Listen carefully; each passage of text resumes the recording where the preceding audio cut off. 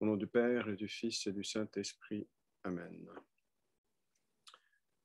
Mettons-nous en présence du Seigneur. Seigneur, donne-nous ton Esprit Saint.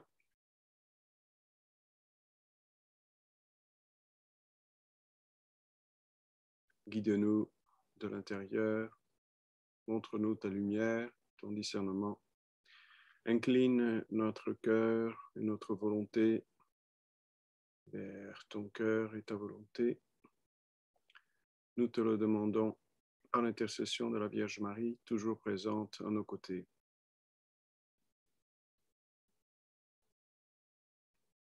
Je vous salue Marie, pleine de grâce, le Seigneur est avec vous. Vous êtes bénie entre toutes les femmes, et Jésus, le fruit de vos entrailles, est béni. Sainte Marie, Mère de Dieu, priez pour nous pauvres pécheurs, maintenant et à l'heure de notre mort. Amen. Au nom du Père, et du Fils, et du Saint-Esprit. Amen. Alors, bonsoir à toutes et à tous. Merci d'être là. On verra si d'autres se joindront plus tard. En tous les cas, peut-être certains vont nous regarder à travers la vidéo plus tard. Donc, je vous salue toutes et tous qui nous regardez. Alors, ce cours-là, ce cours, je vous remets l'annonce pour pouvoir le commenter brièvement. Voilà. Alors, ce cours est un cours plutôt rare, dans le sens que c'est rare de faire une sorte de comparaison entre Saint Paul et Saint Luc. C'est comme ça.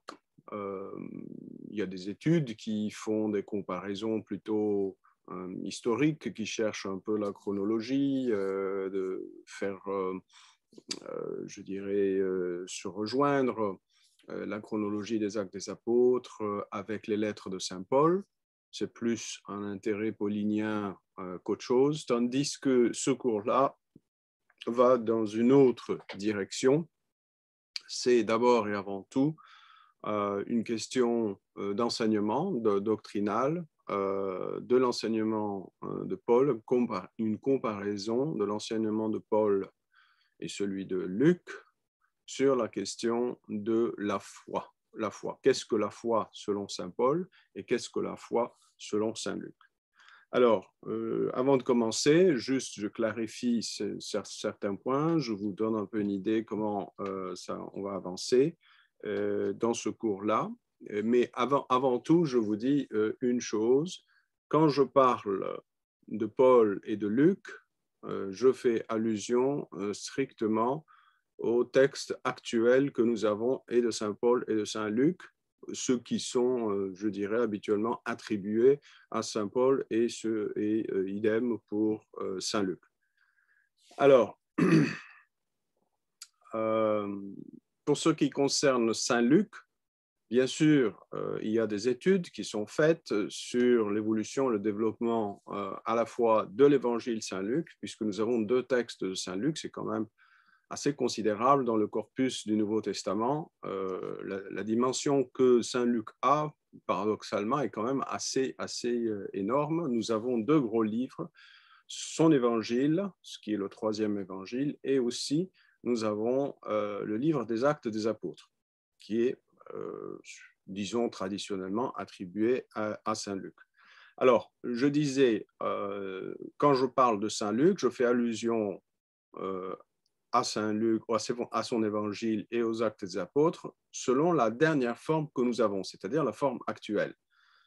Je suis des études qui sont faites sur Saint Luc, c'est tout à fait classique et normal. Dans toute rédaction de texte, il y a des phases et l'exégèse est capable de découvrir un peu les différentes strates dans la rédaction d'un texte. Et il y a des strates dans la rédaction surtout de l'évangile Saint-Luc et des Actes des Apôtres. Il y a aussi des manuscrits qui sont différents. Nous avons 2 types de manuscrits au sujet de Saint-Luc. Donc, je dirais, la Bible est beaucoup plus vivante qu'on ne le pense. Donc voilà, je fais allusion au texte même, la version finale. La version finale. Je tiens compte bien sûr des études qui sont faites sur le développement de la pensée des écrits de Saint Luc. Certains écrits de Saint Paul, on peut penser qu'il y a eu quelques additions ultérieurement. Cela ne touche en rien notre foi, puisque nous nous appuyons sur le texte final et nous considérons tout texte du Nouveau et de l'Ancien Testament comme parole de Dieu. Ceci ne touche en rien notre foi. Par contre, c'est très intéressant de voir aussi, on ne le fera pas, si vous voulez, mais pour ceux qui réfléchissent à ces questions-là, c'est très intéressant de voir un peu parfois le côté humain du développement de la pensée, humain, mais guidé aussi par l'Esprit Saint. Bon, voilà. Je ne vais pas trop entrer dans ça, c'est juste pour clarifier de qui je parle. Je parle des écrits de Saint Paul et des écrits de Saint Luc tels que nous les avons aujourd'hui. Alors, ce cours-là, comme vous le voyez ici dans la présentation, j'imagine que vous avez pu jeter un coup d'œil à cette présentation. Nous allons d'abord procéder par une étude du thème de la foi chez Saint Paul et on s'appuie essentiellement sur les deux lettres qui sont, je dirais, les plus importantes, les plus stratégiques dans l'enseignement de Saint Paul, c'est-à-dire la lettre aux Galates et la lettre aux Romains. On a une ordre chronologique, la lettre aux Galates arrive d'abord avant la lettre aux Romains. Et il y aura une petite parenthèse, mais très brève, sur Marie selon Saint Paul.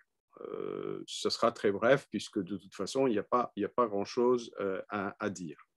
Ensuite, nous passerons, et ça, je dirais, c'est le côté un peu juteux du cours, c'est de procéder à la lecture, l'analyse de ce que dit Saint Luc sur la question, surtout dans son évangile. Donc, nous comparons en fait deux évangiles, entre guillemets, l'évangile de Saint Paul, c'est-à-dire la prédication de Saint Paul, qui se présente essentiellement dans les lettres aux Galates et aux Romains, et l'évangile de Saint Luc, c'est-à-dire sa présentation de la foi. La foi étant un sujet fondamental dans tous les évangiles, ceux qui ont suivi le cours sur Saint Jean se sont bien rendus compte que la foi pour Saint Jean avait d'abord une saveur, un goût, une signification unique à Saint Jean, mais facilement, si on parcourt les différents livres du Nouveau Testament, nous notons que la notion de foi reste quand même une notion très importante, surtout au moins dans ces deux autres cas,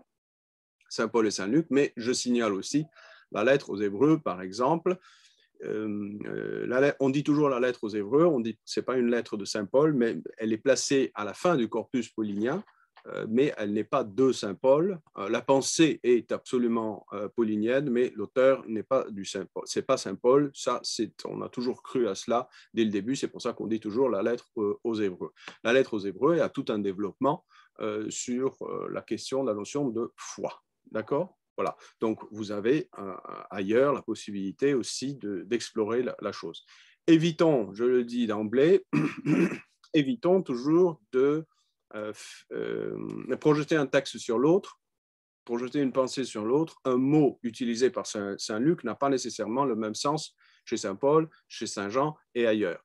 Il y a une certaine parenté, mais faites attention, ce n'est pas strictement la même chose. Donc, il faut toujours replacer le mot dans le contexte de l'auteur, chercher un peu donc la cohérence de la pensée de tel ou tel auteur, et ensuite, à la rigueur, essayer de faire un peu retrouver les connexions. Ceci enrichit énormément au lieu de nous mener à une sorte de confusion, une sorte de grande belle salade.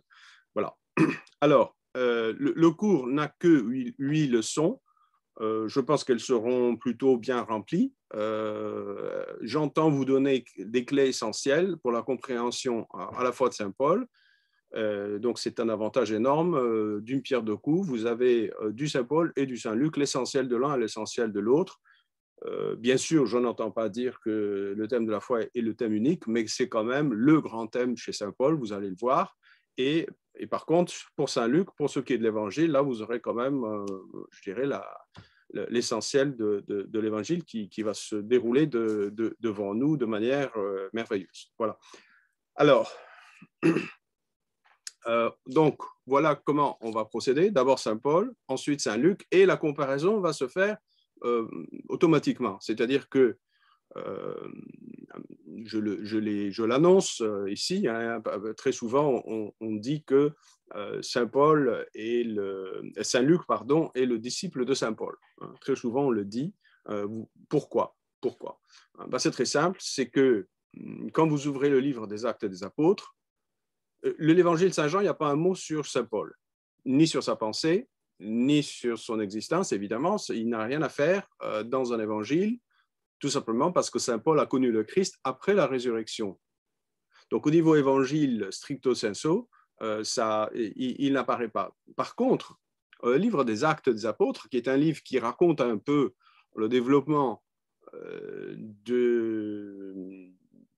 de la parole de Dieu après l'ascension du Christ, qui nous parle de la Pentecôte, qui nous parle aussi des actes, justement, des apôtres, de ce qui s'est réalisé, eh bien, il donne, je dirais, au moins, si ce n'est beaucoup plus, la moitié du livre est dédié à Saint Paul, à présenter la personne de Saint Paul, qui est un peu un inconnu, quelque part, puisqu'il ne fait pas partie des 12, il ne fait pas partie de l'histoire des évangiles. Saint Paul arrive après.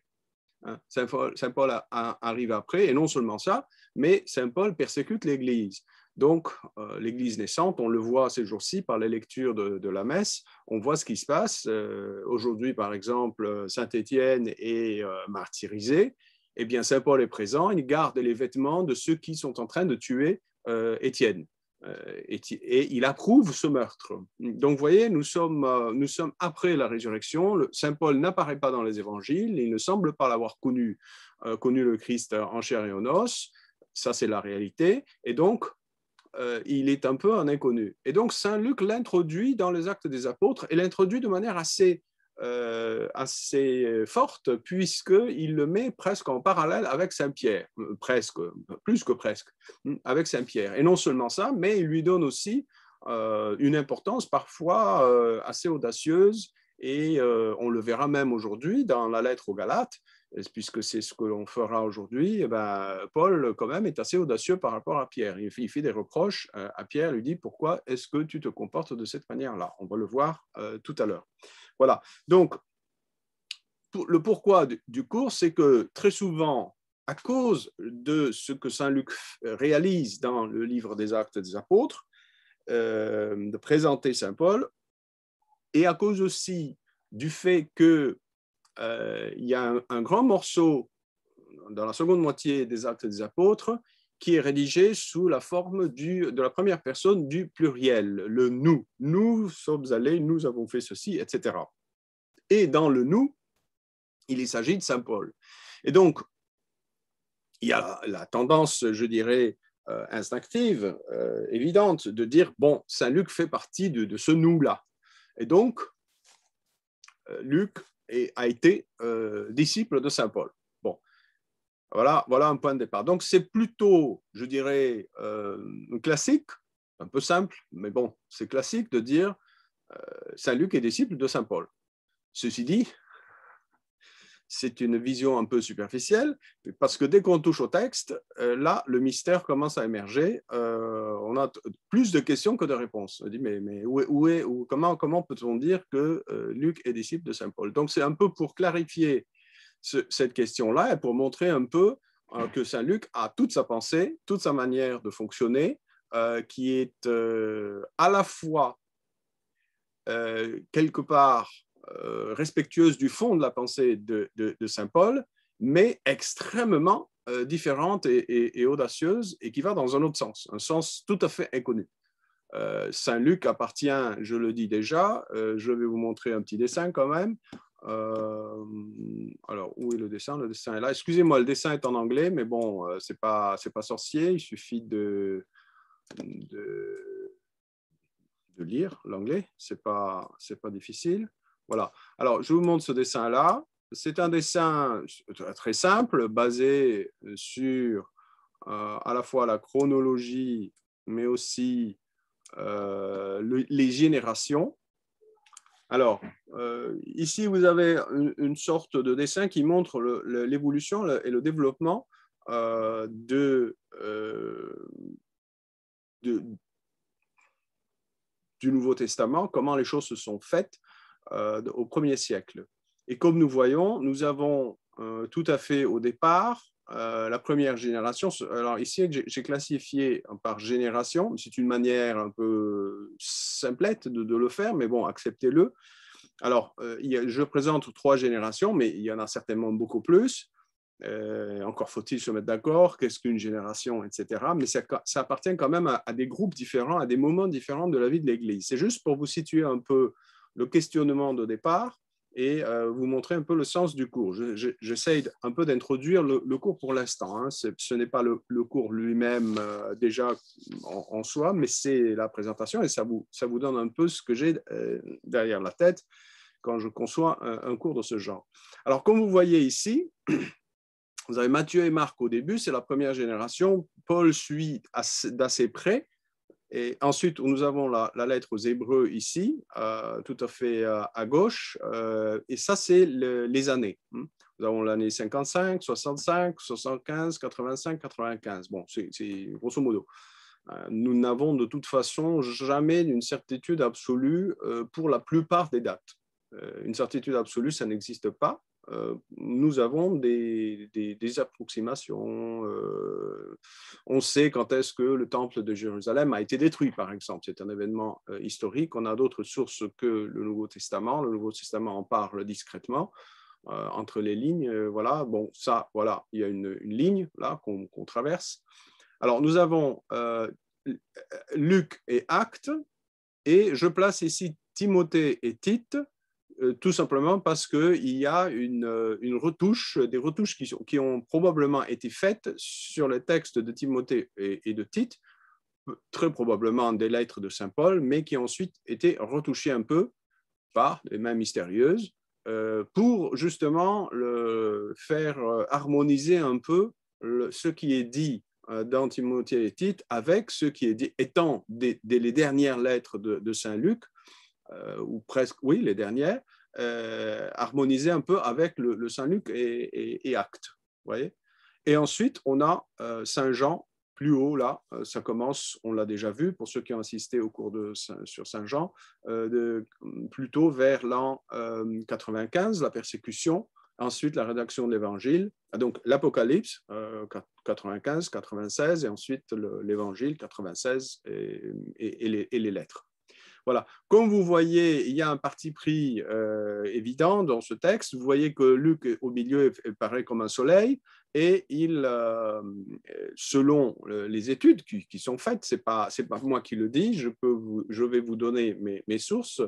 Luc, le dernier acte des apôtres, quand je dis le dernier, c'est-à-dire la version actuelle, exerce une influence sur Marc, Matthieu, bon, laissons Paul, parce que Paul, on ne peut pas trop le changer. Par contre, Timothée, Tite, il y a eu une influence, mais il éclaire quand même Paul et la lettre aux Hébreux d'une, et c'est le but un peu de ce cours, c'est de voir un peu, comparer ce que dit Saint Paul et ce que dit Saint Luc sur un thème fondamental pour les deux.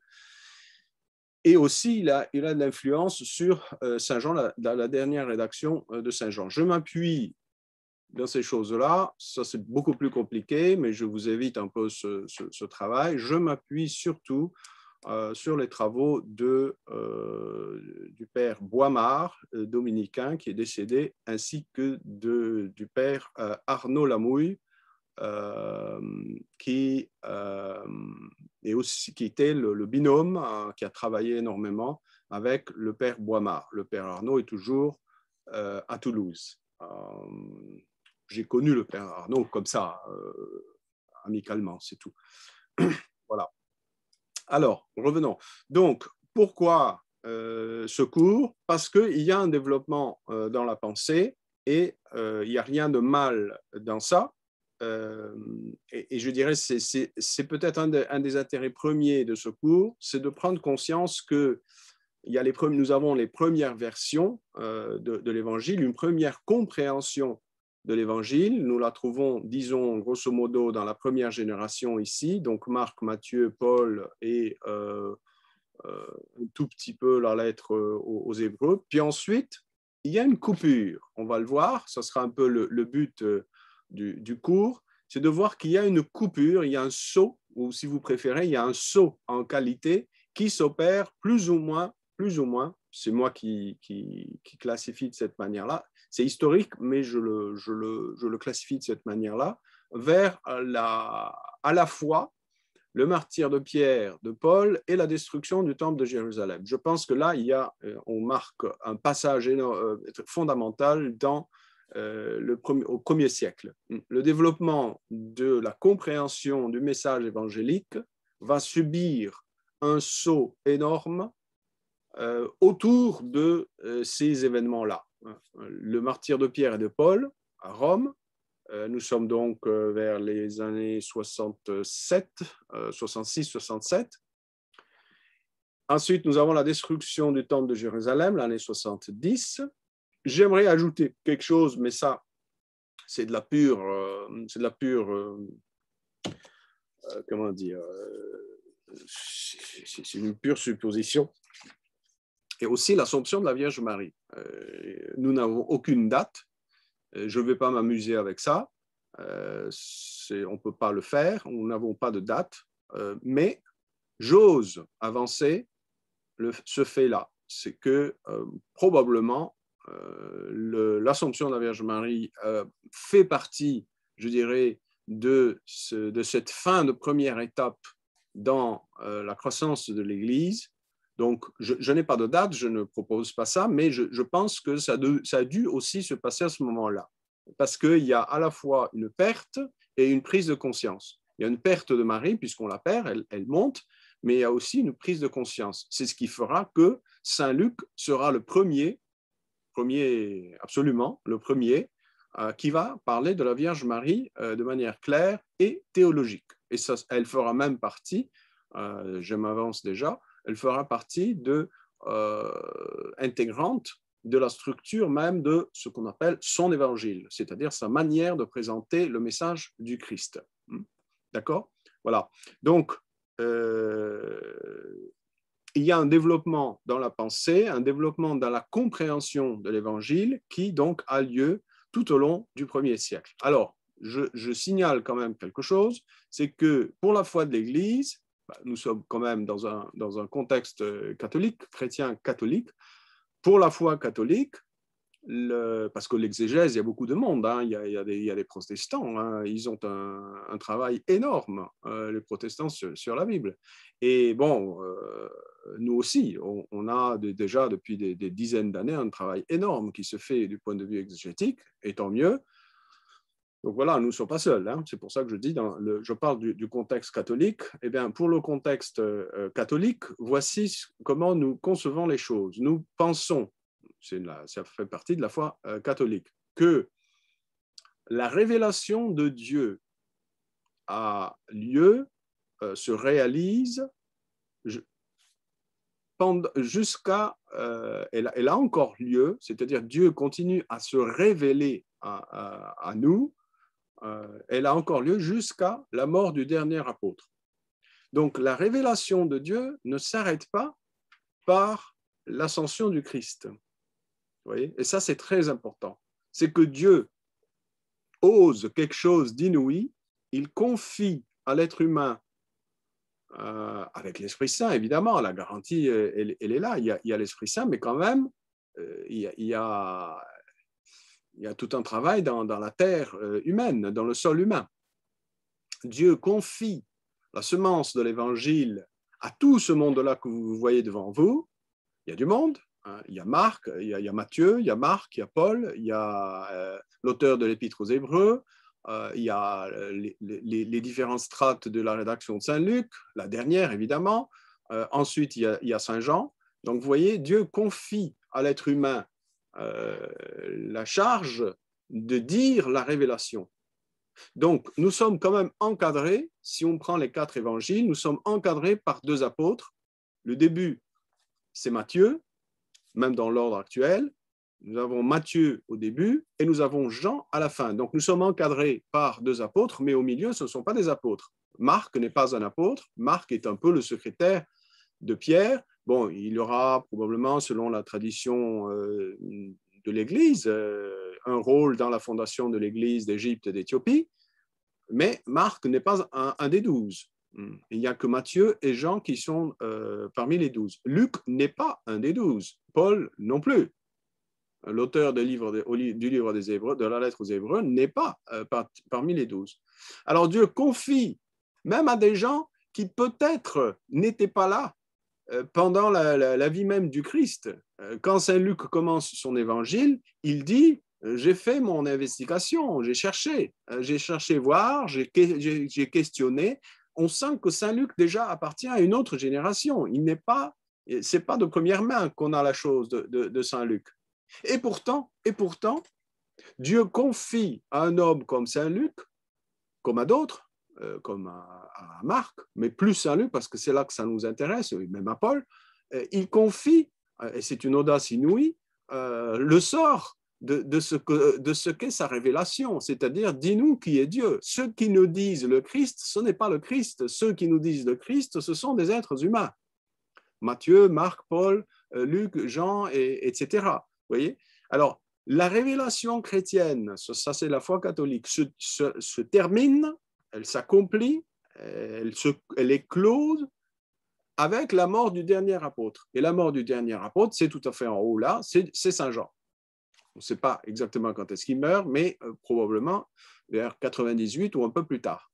Voilà. Donc, je dirais un des points forts de ce cours, c'est de découvrir le développement dans la réception et la compréhension de ce qu'est l'Évangile. La manière chrétienne est très différente d'une autre manière. Je m'explique. Dans d'autres foi, dans d'autres religions, si vous préférez, par exemple, je ne sais pas, en islam, la théorie de l'inspiration des Écritures, telle que les musulmans sunnites la présentent, et ce qui suit, l'ange dicte à Mahomet un livre qui existe, qui préexiste déjà au ciel. Bon, bien sûr, nous ne croyons pas du tout à tout ça, pour nous, c'est du n'importe quoi, mais voilà la manière de concevoir l'inspiration. Tandis que chez nous, l'inspiration n'est pas une dictée. C'est l'Esprit Saint qui travaille la semence de la parole de Dieu dans le cœur. Donc c'est un risque énorme quelque part, parce qu'il est possible qu'ils disent du n'importe quoi. Or, ça ne se passera pas comme ça. Mais c'est très intéressant de voir que ce n'est pas le Christ qui parle du Christ dans l'Évangile. Ce sont les apôtres qui nous présentent ce que le Christ a dit. Vous voyez? Ça, ce n'est pas une diminution. C'est un risque de la part de Dieu. J'appelle ça un risque entre guillemets, évidemment, ce n'est pas un risque puisque l'Esprit Saint est là. Mais c'est très important parce que ça montre que Dieu est capable de travailler l'être humain, de transformer l'être humain, et avec le temps, cette transformation-là, il y a un éclairage qui se fait, et selon les circonstances, l'éclairage, il y a une transfiguration. Quand on lit l'évangile Saint-Jean, on le compare à Saint-Luc, on le compare à Paul, à Matthieu, à Marc, on voit que c'est comme ça fleurit, quoi. Il y a croissance, un développement, et là, il y a plus de luminosité, si vous voulez. Voilà. Alors, est-ce que, et ça c'est une question importante, tout ça je parle du développement qui est propre à l'intérieur de la révélation elle-même. Je ne parle pas du développement de la doctrine chrétienne, je vais en parler juste en un mot à la fin de ce que je dis maintenant, mais ça c'est un développement à l'intérieur même du processus de la révélation que Dieu fait de lui-même. Dieu veut que Matthieu dise quelque chose, que ça soit plutôt au début, c'est tôt dans le processus, Matthieu et Marc. Dieu veut que Luc ne soit même pas un des 12, mais qui vit un moment différent dans la vie de l'Église et qui est capable désormais de voir quelque chose que les autres n'ont pas vu, mais qui n'est pas du tout en contradiction. Il n'y a aucune contradiction entre les différents auteurs, les différents livres. Aucune. Simplement, il y a un développement et on va le voir. Et finalement, avec Jean, ben, nous arrivons, si vous voulez, quelque part à un sommet, à une complétude que l'on ne trouve pas ailleurs. Alors, qu'est-ce que ça veut dire tout ça? Ben, ça veut dire qu'il y a du pain pour tout le monde. Il y a une nourriture pour tout le monde. Et ils ne s'opposent pas. Ça ne veut pas dire qu'on va négliger donc les premiers et qu'on va garder les derniers. C'est pas comme ça que ça fonctionne. Hein. Tous les écrits ont quelque part sont inspirés, donc quelque part ils ont égale valeur, mais il est vrai que le contenu peut être beaucoup plus lumineux et beaucoup plus compréhensible chez certains, plus que d'autres. D'accord? Voilà. Bon. Mais nous ne sous-estimons pas, par exemple, Matthieu. Ceux qui ont travaillé, on a travaillé ensemble, je pense que c'était l'année dernière, le Sermon sur la montagne, on a vu la richesse, dès le départ, une richesse inouïe, d'une compréhension absolument puissante du baptême et de ces 3 chapitres qui sont le Sermon de la montagne. Mais c'est du Matthieu, vous voyez, c'est l'évangile de Dieu travaillé et compris par un homme réel, c'est-à-dire Saint Matthieu. Ce n'est pas une dictée. Voilà. Alors voilà, nous revenons donc au sens du pourquoi de ce cours. Donc, qu'est-ce que je disais? Oui, c'était un peu, je disais donc qu'il y a cette tendance à croire que Luc est disciple de Paul, et j'espère qu'à la fin du cours, vous-même, vous aurez votre opinion.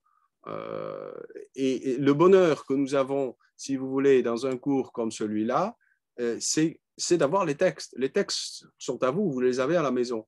Donc, ce que je dis ne fait que aider, j'espère, aider la compréhension du texte, mais à la fin, le texte, j'espère que vous pourrez vous l'approprier toujours d'une meilleure manière. Bon. Alors, je continue toujours à vous parler un peu de cette genèse, de ce cours. Personnellement, moi, j'ai reçu l'enseignement tel qu'on le reçoit, je dirais, de manière très classique. J'ai fait ma théologie à Rome. Les enseignants, les professeurs étaient raisonnables. Je n'ai pas reçu de trucs farfelus. Ceci dit, au fil des années, je dois reconnaître que je suis passé de découverte en découverte, surtout en ce qui concerne l'évangile de Saint Luc. Je parle ici entre Luc et Paul, mais il y a des découvertes qui se font aussi ailleurs, mais je parle de Luc et de Paul. Alors,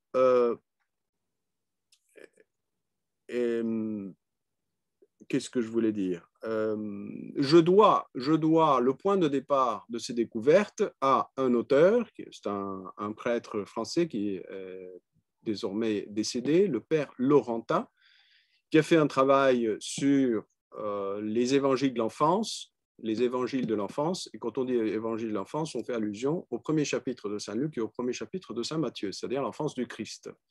Et c'est un travail exégétique, c'est-à-dire un travail d'analyse très serré des textes de ces chapitres-là, les premiers chapitres, les 2 premiers chapitres de Saint Luc et les premiers chapitres de Saint Matthieu. Et pour moi, ça a été une grande révélation de voir un peu ce que le père Laurentin, ce que l'exégèse plus exactement était capable de découvrir dans un texte comme le premier ou les 2 premiers chapitres de Saint Luc. Et je dois dire qu'au fil des années, cette semence que le père Laurentin a déposée, sans le savoir, j'imagine, parce que moi je ne l'ai pas connu, dans mon intelligence, dans mon cœur, par son livre, sur les évangiles de l'enfance, eh bien, elle n'a fait que croître et se confirmer. Et bien sûr, ça a mené un peu à ce que vous allez voir dans ce cours-là ou dans d'autres cours si on fait un cours uniquement sur Saint Luc. Mais déjà, ce cours-là était entendu comme un cours sur Saint Luc d'abord. J'ai ajouté Saint Paul pour ça donne plus de zeste, je dirais, de voir, de comparer. Et ça fait des étincelles, quoi. Donc, comparer des auteurs, je pense que c'est très lumineux. Surtout ce genre-là, on va voir un peu qu'on peut avoir une opinion différente, même si le fond est absolument le même. Ça, pour l'intelligence de la foi, je pense que c'est extrêmement lumineux. C'est extrêmement nourrissant, c'est très riche. Voilà. Donc, je me suis dit, mettons Saint Paul. J'ai déjà fait quelques leçons en anglais sur Saint Paul et Saint Luc, c'est-à-dire un peu le résumé de ce cours-là. Vous pouvez, je pense, y accéder. Mais là, c'est un cours, donc il y a plus de développement, à la fois chez Saint Paul, mais aussi chez Saint Luc, beaucoup plus chez Saint Luc, évidemment, que chez Saint Paul. Donc, je dois un peu cette découverte au départ au Père Laurentin et aux évangiles de l'enfance, au point qu'aujourd'hui, je considère que le premier chapitre de Saint Luc, c'est un chef-d'œuvre. Non seulement comparable au prologue de Saint Jean, mais j'ose quelque chose, et là, je vais me faire lyncher par la communauté des exégètes et des théologiens et de toute l'Église. J'ose même dire que le premier chapitre de Saint Luc, avec sa structure, la finesse du travail qu'il exécute, est quelque part supérieure au prologue de Saint Jean. Voilà, bon.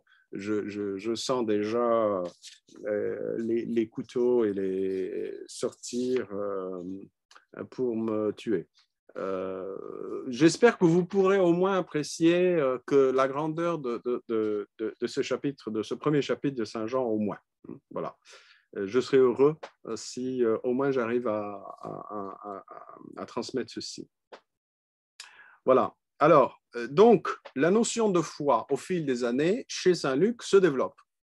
Au fil des années, moi j'enseigne ce premier chapitre à l'intérieur d'un autre cours qui n'est pas un cours d'exégèse ou de théologie biblique, c'est un cours de vie spirituelle. Et au fil des années, je suis acculé de voir qu'il y a ici quelque chose et je me suis jeté dans des lectures autant que j'ai pu de livres d'exégèse de Saint Luc. Certains m'ont satisfait, m'ont servi royalement, donc, dont le Père Boimard, bizarrement. Je vous dirai pourquoi bizarrement. Et d'autres m'ont toujours étonné sur les impasses qu'ils effectuent automatiquement. C'est-à-dire que, par exemple, les deux premiers chapitres de Saint Luc parlent de la Vierge Marie, en long, en large et en travers. Et quand vous lisez des livres d'exégèse de Saint Luc, tout aussi catholiques, pas que les protestants, l'impasse royale est faite, la Vierge Marie, silence complet. Je me dis, mais on fait exprès là ou quoi? Il y a une peur, il y a un parti pris.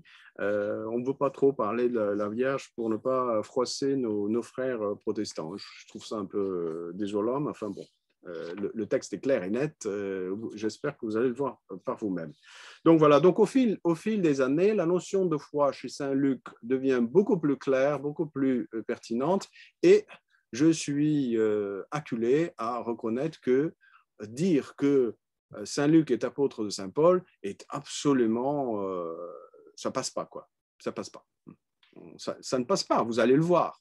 Les textes sont là, vous avez les textes. Je n'annonce rien de caché, je ne fais que ouvrir les textes que vous possédez chez vous et vous dire, bon, voilà, ouvrez tel chapitre, voyez la structure, voyez ce qu'il dit, voilà le texte dit cela, ouvrez chez l'autre, voilà ce qu'il dit, et comparez.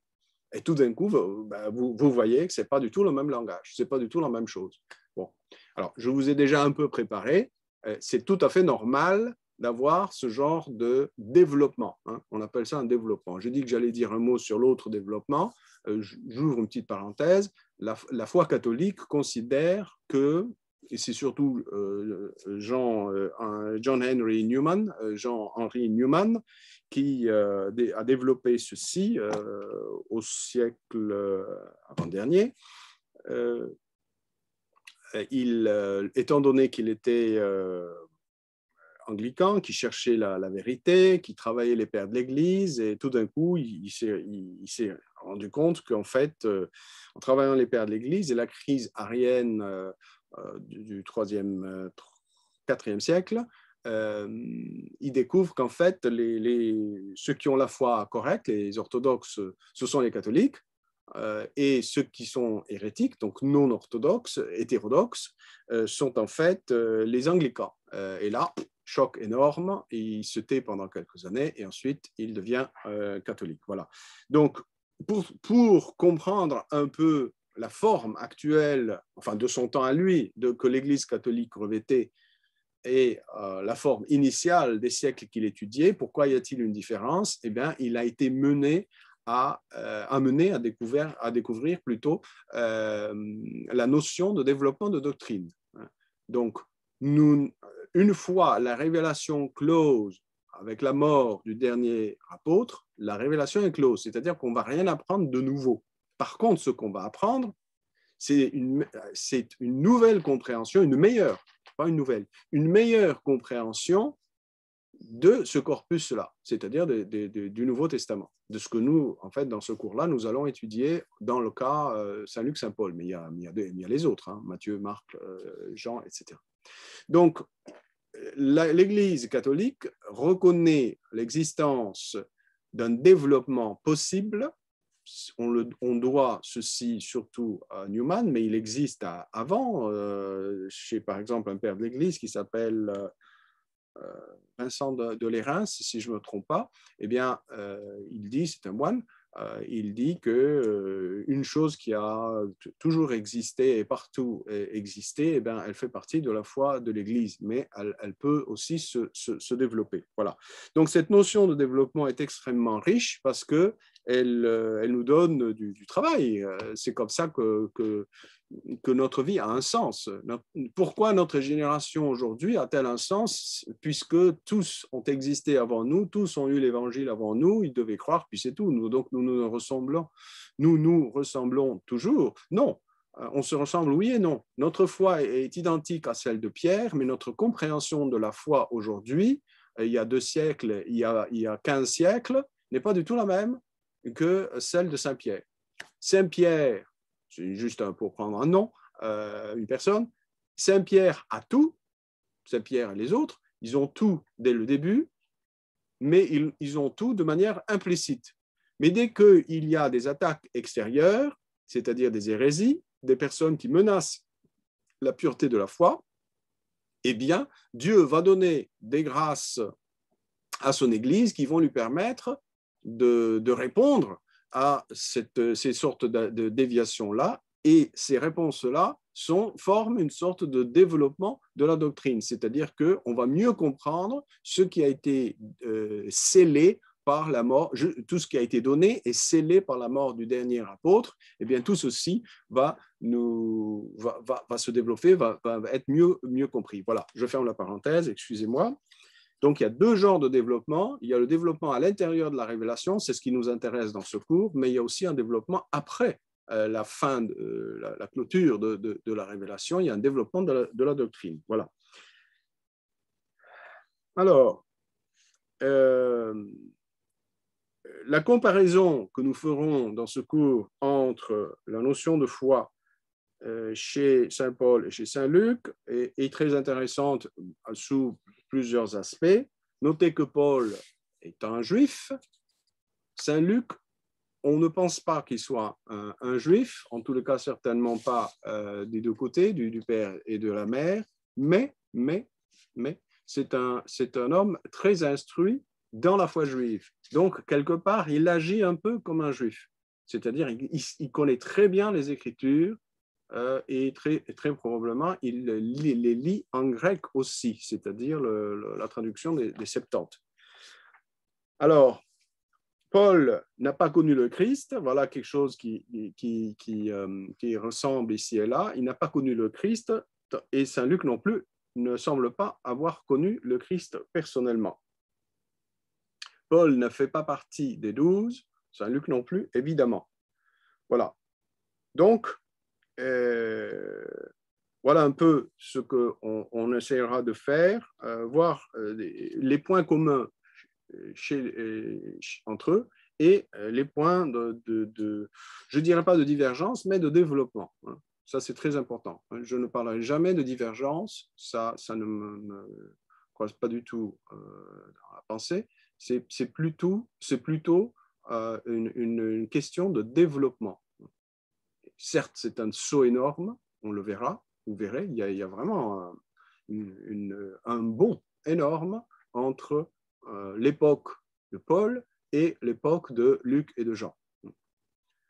Vous pouvez adjoindre Timothée et Tite à la rigueur, mais c'est pas pas suffisant, évidemment. Alors, quels sont les bénéfices de ce cours? Qu'est-ce que je gagne? Bon, d'un côté, c'est la compréhension de la notion de foi. Chez Saint-Luc, c'est énorme, c'est central. Ça, j'ai envie de vous dire, la foi, selon saint Paul, c'est un peu presque la colonne vertébrale de l'Église. Pensez par exemple que la notion de foi chez saint Paul a été triturée dans tous les sens et même dans de mauvais sens. La crise existentielle chez Luther, Luther qui va être le soi-disant réformateur protestant, pour lui, le déclic a lieu, il vit une crise existentielle très puissante, il se sent plutôt esclave, pour utiliser un terme de saint Paul, esclave de la chair. On ne sait pas trop ce que ça pouvait être, mais bon, peut-être vaguement deviné. Et il n'arrive pas à se débarrasser de ce que aujourd'hui on appelle la concupiscence, c'est-à-dire l'inclination vers le péché. Et il confond les deux. Il confond l'attirance vers le mal avec le péché lui-même. Ce n'est pas la même chose. Je peux être attiré ou incliné vers quelque chose et ne pas du tout pécher. Et la foi de l'Église, mais là, elle le dira après Luther et non pas avant Luther, elle dira que le baptême n'enlève pas la concupiscence, c'est-à-dire cette inclination vers le péché, mais qu'elle la laisse, qu'elle la garde dans l'être humain, justement pour le combat, pour que ça soit une occasion de combat, et le combat va permettre de la croissance. Le combat compris de manière chrétienne catholique implique que quand je me bats, il y a croissance. Voilà. Donc, Luther vit cette crise-là, et le déclic, justement, se fera par la lecture de la lettre aux Romains, et c'est une chose qu'on va voir ensemble, pas aujourd'hui, mais la prochaine fois. Et c'est là que c'est un peu, je dirais, le passage fondateur de la réforme protestante. C'est donc non seulement du Saint Paul, mais c'est la foi selon Saint Paul, ou plutôt ce que Saint Paul dira, la justification. On va voir tout ça ensemble. Donc, vous voyez que la foi selon Saint Paul est à la fois la colonne vertébrale un peu de la doctrine de l'Église, mais aussi c'est la porte ouverte à des déviations et une compréhension erronée du texte même de l'Épître aux Romains. L'Épître aux Romains est fondamentale. C'est un peu comme le 5e évangile, si vous voulez. Si on n'a jamais lu l'Épître aux Romains, si on n'a jamais compris l'Épître aux Romains, il nous manque quelque chose dans la foi chrétienne. Je suis désolé, mais c'est comme ça. Bon. Et l'Épître aux Romains est très difficile, et on va goûter un peu à cette difficulté-là. Je ferai de mon mieux pour aplanir les difficultés, mais c'est fondamental.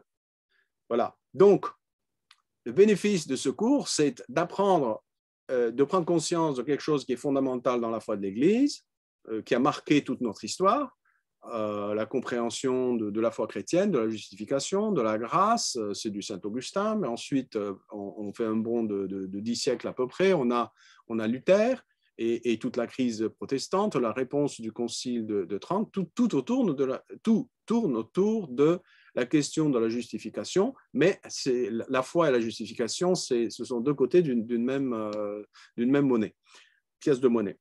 Donc, c'est la compréhension d'un point fondamental et la découverte. Là, il y a quand même un intérêt dans ce cours-là. Vous allez quand même, j'espère, pouvoir admirer la découverte chez quelqu'un qui, soi-disant, classiquement est appelé disciple de Saint Paul, une notion de foi, mais c'est un météorite, quoi. On se dit, mais d'où ça vient?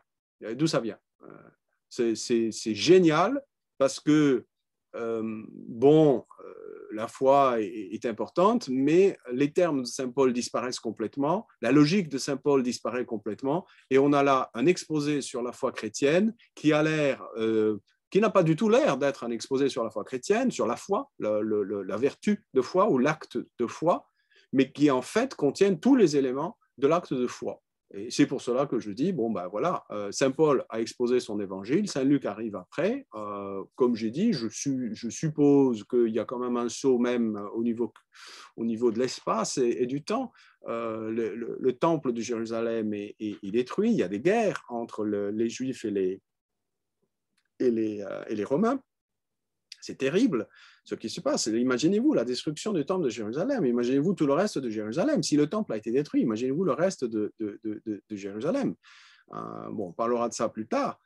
Et donc, Pierre n'est plus là, Paul n'est plus là, et nous sommes là. Donc, moi, j'ajoute, mais ça, c'est sous toute réserve, la Vierge n'est plus là. Donc, on est là, on doit se débrouiller dans un état de choses qui est complètement nouveau. Et voilà que Dieu donne une grâce extraordinaire à ce monsieur, le Saint Luc, le dernier rédacteur en tous les cas de Saint Luc. Et voilà, donc, un des, je dirais, des bénéfices de ce cours, c'est d'admirer ce développement soudain, cette floraison de quelque chose à partir d'un point de départ qui ne semble pas du tout aller dans cette direction-là.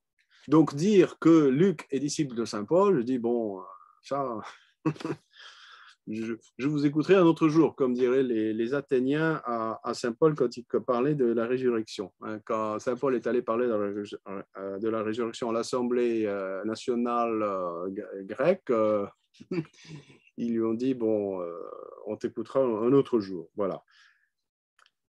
Alors, passé le choc et l'admiration, j'espère que ça va un peu éveiller les méninges chrétiennes, spirituelles, catholiques, qui vont vous faire poser des questions. Et pourquoi est-ce que Dieu a voulu ça? Quel est le sens? Ça fait naître aussi des questions, mais je pense que c'est des questions qui sont très, très importantes. Voilà. Donc, vous aurez en main une découverte. Chacun fait ce qu'il veut avec cette découverte-là. Hein. Elle est lumineuse, elle est puissante. Et puis, elle restera là. Hein. L'évangile ne va pas changer. Moi, je ne change rien. Je n'amène rien de neuf en soi. Les textes sont chez vous, dans votre Bible. Donc, vous pourrez, à loisir, les relire, savourer et repenser un peu à tout ce qu'on dit dans ce cours-là. Alors, comment va-t-on procéder? On va procéder, bon, ça a l'air d'une longue introduction, mais déjà, je vous donne un peu le contenu de ce cours. Comment on va procéder? On va procéder, je dirais, du connu. Comme je vous ai dit, Saint Paul, c'est la colonne vertébrale un peu de la foi de l'Église. C'est celui qui a bâti, pensez à la lettre aux Romains, la question de la justification par la foi. C'est quand même fondamental dans la foi chrétienne. Et donc, nous allons procéder du connu au moins connu, toujours moins connu, et c'est comme ça qu'on travaillera. Et on suivra un tout petit peu un ordre chronologique, puisque nous partons avec l'épître aux Galates, ensuite l'épître aux Romains, ensuite on va laisser Saint Paul tranquille, et on va entamer notre chemin avec Saint Luc. Donc, Saint Luc, l'évangile et les actes, très peu les actes, un tout petit peu les actes, le strict nécessaire, et ensuite on va plonger dans l'évangile de Saint Luc. Voilà. Alors, passons maintenant, si vous voulez bien, à cette première partie du cours, comme vous voyez plus bas. Hein, ici, il y a 8 leçons. Alors, faites attention, les lignes ici de l'exposé, ça ne correspondent pas du tout au sujet, aux heures de cours. Ce sont simplement des sujets qui vont être abordés. Certains auront besoin de plus d'une leçon et d'autres à peine quelques minutes. Donc, c'est simplement l'exposé de la pensée que j'ai mis là en ordre, mais ce n'est pas la mesure du temps dédié à chaque sujet. Alors donc, nous commençons d'abord par Saint Paul, si vous voulez bien, et nous allons jeter un coup d'œil sur la chronologie, une chronologie de Saint Paul, et je vous mets en garde de ne pas rendre la chose trop rigide. Alors, juste pour avoir une idée, ceci est une chronologie, ce n'est pas la chronologie, parce que la chronologie, ça n'existe pas. Chaque auteur, il y a un consensus autour de certaines dates, ça c'est inévitable, mais même moi aujourd'hui, je vous mets ici une date pour la lettre aux Galates et tout à l'heure, je vous en mettrai une autre. Non pas pour vous embêter, mais pour tout simplement vous faire sentir que ça dépend quel auteur vous lisez, ça dépend quelle Bible vous ouvrez, on vous donnera des petites variations dans les dates. Voilà. Et donc, c'est important à la fois de sentir qu'il y a des choses qui sont incertaines, mais il y a des choses aussi qui, grosso modo, sont certaines. On sait plus ou moins telle et telle chose, et donc, c'est comme ça qu'on procède. Il n'y a aucun mal dans ça.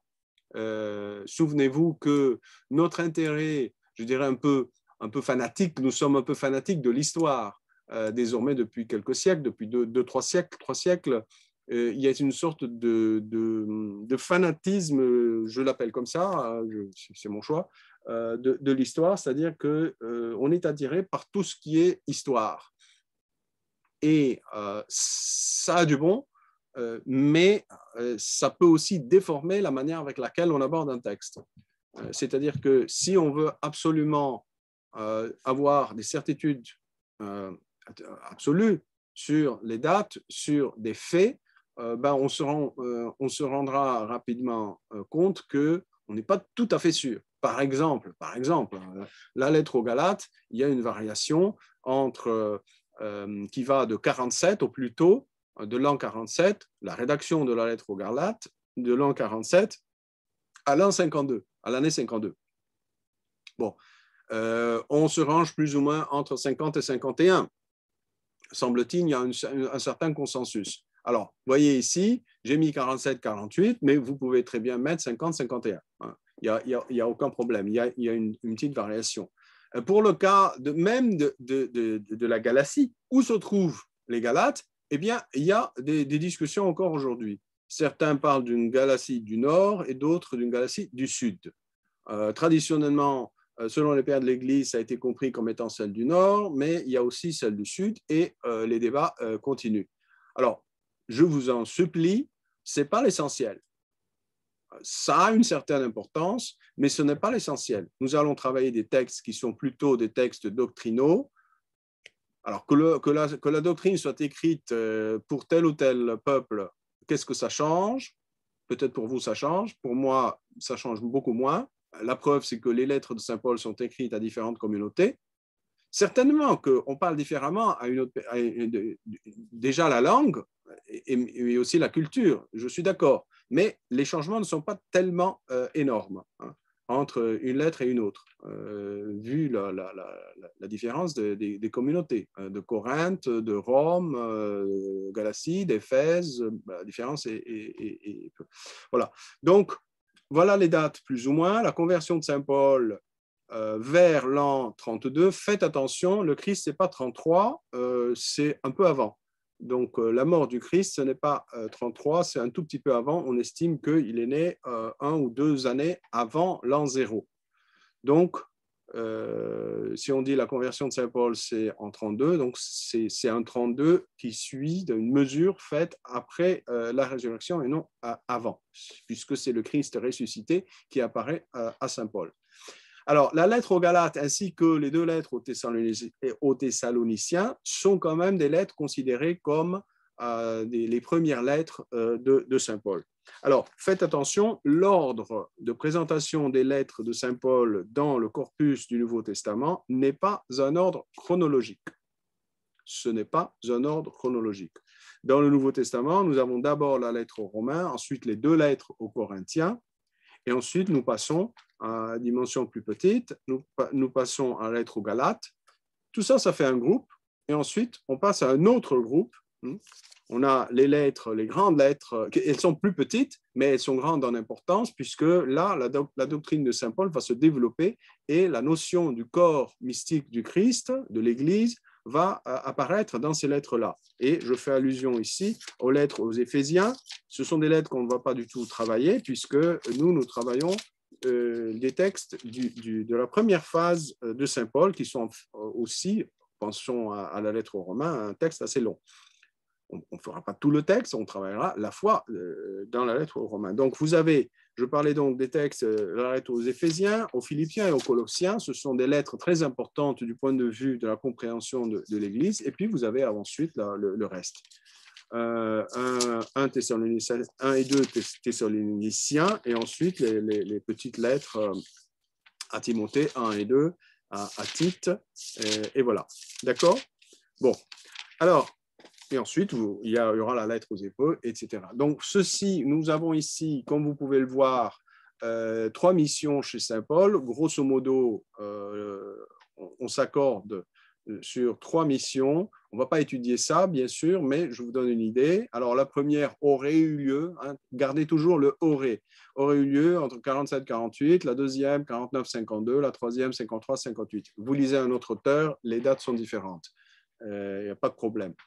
Alors voilà, ensuite on a la lettre aux Galates, aux Corinthiens, la seconde aux Corinthiens et aux Romains. Philippe, voilà, point d'interrogation.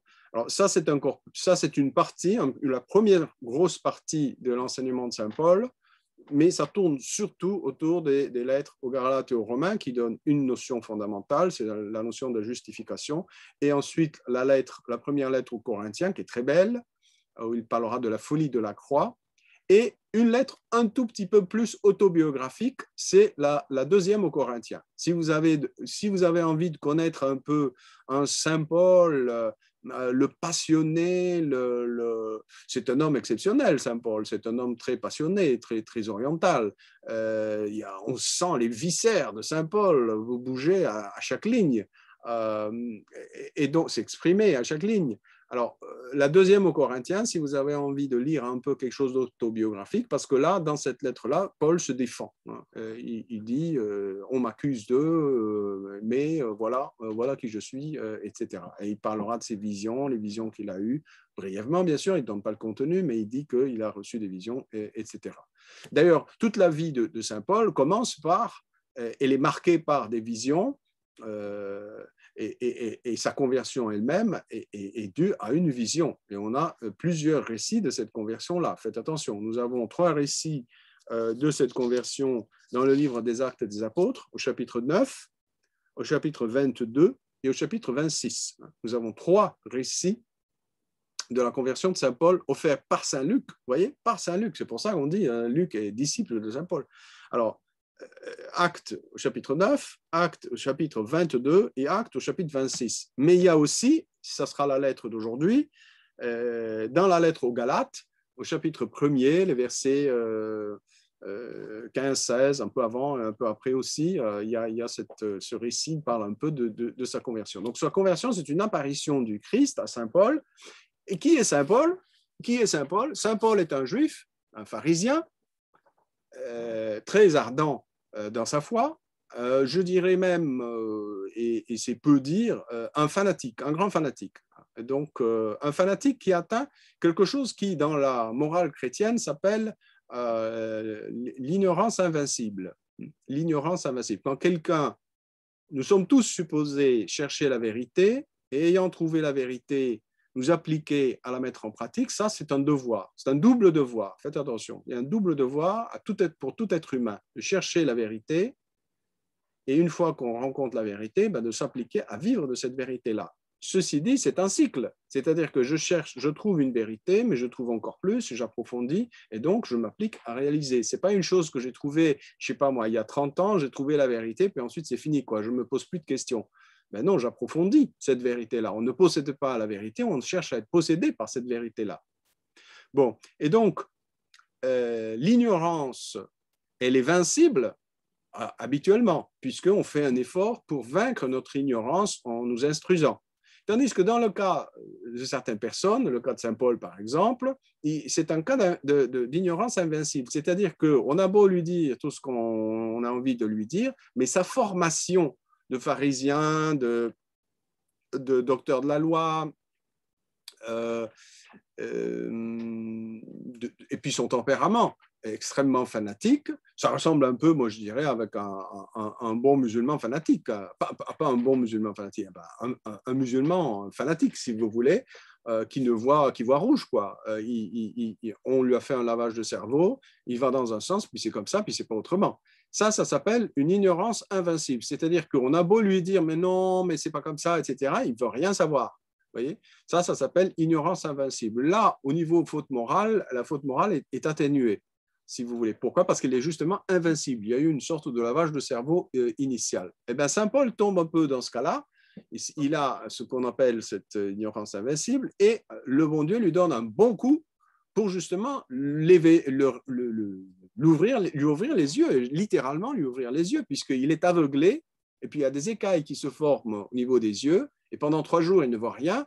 Et quand il est baptisé, eh bien, ces écailles lui tombent et on lui impose les mains et les écailles tombent et il commence à revoir. Donc, littéralement, il y avait un aveuglement et il le dit, je suis le dernier des apôtres parce que le Seigneur a eu miséricorde de moi qui persécutais l'Église. Et je vous le disais tout à l'heure, Saint Paul est debout, il garde les vêtements de ceux qui lapident Étienne. C'est la lecture d'aujourd'hui. Étienne va mourir, martyr, et Paul est tout à fait d'accord avec ce meurtre. Donc, vous voyez quand même, Paul, c'est pas n'importe qui. Hein. Il y a de la violence chez Saint Paul. C'est un passionné, mais il y a aussi de la violence et aussi une sorte de fanatisme intellectuel, en tous les cas au départ. Voilà, donc le bon Dieu a besoin de prendre les grands moyens pour taper un bon coup, qui se réveille, qui ouvre les yeux, et à partir de là, Saint Paul, complètement converti, 180 degrés. Autant il était un passionné pour la loi de Moïse, autant il devient un passionné du Christ et il mourra martyr. Il mourra martyr avec les autres, hein, tous. La première génération, toute la première génération meurt martyr. Hein, voilà. Des apôtres, etc. C'était un peu, je dirais, le cas classique, quoi. On ne cherchait pas ailleurs, quoi. Le destin était le même que celui du Christ, voilà. Donc, conversion de Saint Paul vers l'an 32, et donc, très tôt, on va lire le texte de la lettre aux Galates, mais ça, c'est juste pour vous donner une certaine chronologie, grosso modo. Et voyez ici, il y a captivité et martyr. C'est la deuxième captivité, non pas le deuxième martyr, c'est la deuxième captivité. Il y a une première captivité ici en 60-61, la deuxième, 60-67, et il meurt martyr à Rome en 67. D'accord? Donc ça, c'est pour vous donner un peu un ordre d'idée de la vie du ministère de Saint Paul. Il y a plusieurs voyages. Ensuite, il y a une première captivité à Rome. Il revient et il repart de nouveau à Rome pour son procès. Il reste prisonnier. Il est prisonnier à Rome, mais c'est une sorte de prison un peu avec une sorte de marge de liberté. Et il continue à prêcher l'évangile. Et c'est ainsi que le livre des Actes des Apôtres se termine, en nous parlant d'un Saint Paul prisonnier à Rome et qui continue quand même à prêcher la parole de Dieu parce qu'on ne peut pas arrêter, dit Saint Luc, on ne peut pas arrêter la parole de Dieu. Et Saint Paul le dit aussi. Voilà. Bon, alors, on va commencer, si vous voulez bien, avec la lettre de Saint Paul aux Galates. Donc, mon choix est le suivant. Nous allons travailler la lettre aux Galates. C'est une lettre plutôt courte, d'où ce choix-là. on ne peut pas faire toute la lettre aux Romains, elle tiendrait même pas dans un cours, ça ne serait même pas suffisant. Mais ce qui est intéressant, c'est que quand on travaille bien la lettre aux Galates, quand on la comprend, et je ferai de mon mieux pour vous aider à la comprendre, eh bien, on va ça ouvre un peu la voie pour une meilleure compréhension, une compréhension de la lettre de Saint Paul aux Romains. Donc la lecture de la lettre aux Romains sera facilitée parce qu'on aura, je dirais, les clés essentielles du fonctionnement, je dirais, rabbinique. Il y a une structure rabbinique chez Saint Paul et c'est ce qui fait un peu la difficulté dans la lecture à la fois de Galates et de Romains. Et la lecture de ces deux lettres est très difficile.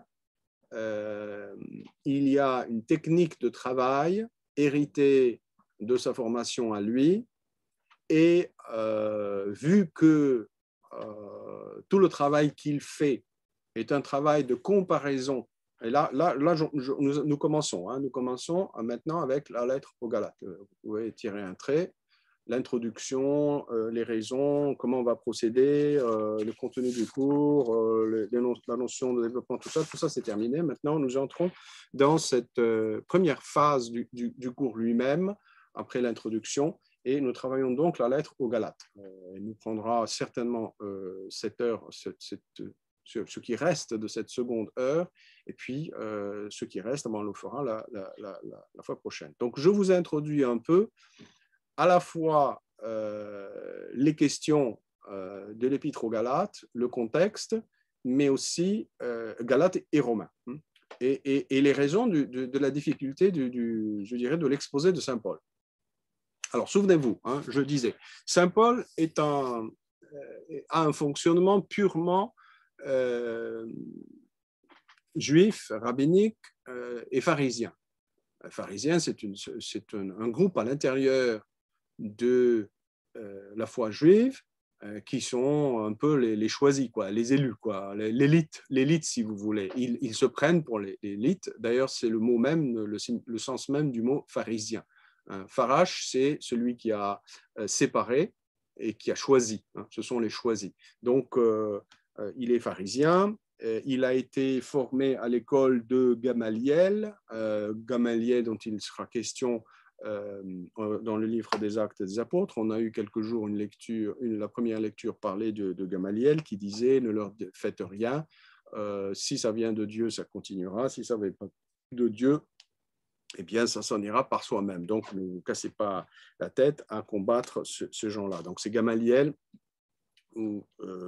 dans une réunion de tous les responsables religieux juifs de ce temps-là, pour le cas des apôtres qui n'arrêtent pas de prêcher la résurrection du Christ, et ça enquiquine les juifs non convertis. Voilà, à ce temps-là, c'était la majorité.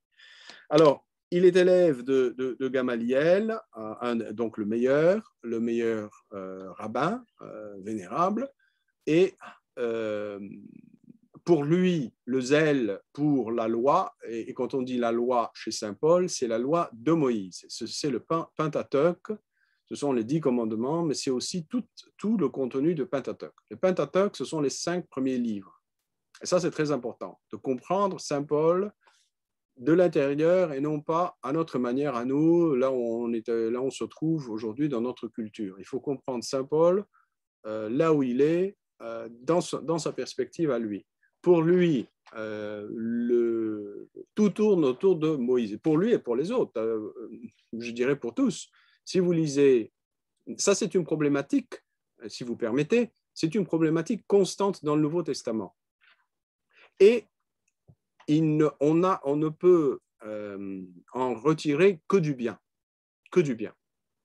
La problématique essentielle dans le Nouveau Testament, c'est cette manière de s'extraire et de se différencier de manière à la fois en montrant la continuité, le développement, mais aussi la césure entre le judaïsme, la première alliance et la nouvelle alliance.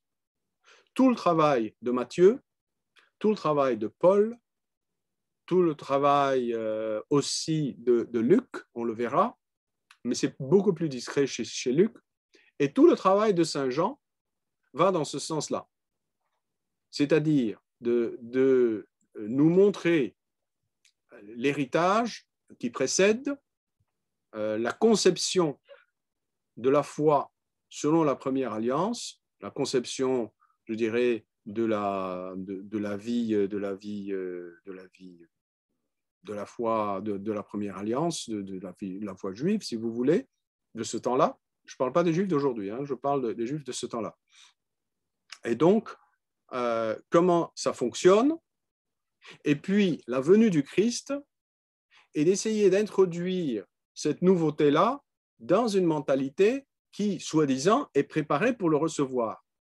Mais le Christ, comme il le dit lui-même dans l'évangile de Saint Matthieu, par exemple, je ne suis pas venu pour abolir la loi, mais pour l'accomplir, eh bien ce travail où il y a une continuité et une discontinuité, il y a des choses qui se poursuivent, qui se développent, mais il y a des choses qui s'arrêtent complètement entre la première alliance et la deuxième alliance, la nouvelle alliance. Eh bien, tout le travail de ces auteurs-là, c'est de mettre face à face les deux alliances. Et la lumière qui émerge de cette rencontre-là, de ce face-à-face-là, est fondamentale. C'est la lumière de l'Évangile. Quand on comprend comment le judaïsme de la première alliance a fonctionné, et qu'on voit venir quelque chose de différent, de nouveau, et quand on compare les deux, c'est là que, je dirais, on devient toujours de mieux en mieux chrétien. Pourquoi? Parce qu'on perçoit mieux le spécifique de notre foi. Ce qui a été amené par le Christ et qui fait la différence. Sans renier le passé, il faut savoir apprécier la différence. Parce que si on n'apprécie pas la différence, autant être juif. Et le risque, et on va le voir, auquel font face tous ceux que j'ai mentionnés, Matthieu, Luc, Paul et Jean, pour ne mentionner qu'eux, et l'auteur de la lettre aux Hébreux, le risque pour eux, c'est quoi? Et écoutez-moi ici, parce que ça, c'est un point fondamental. Et c'est ça qui nous fait comprendre, je dirais presque la lutte qu'entreprend tous ces auteurs-là, ces 5 que j'ai mentionnés. Le risque, c'est d'être chrétien à la manière juive.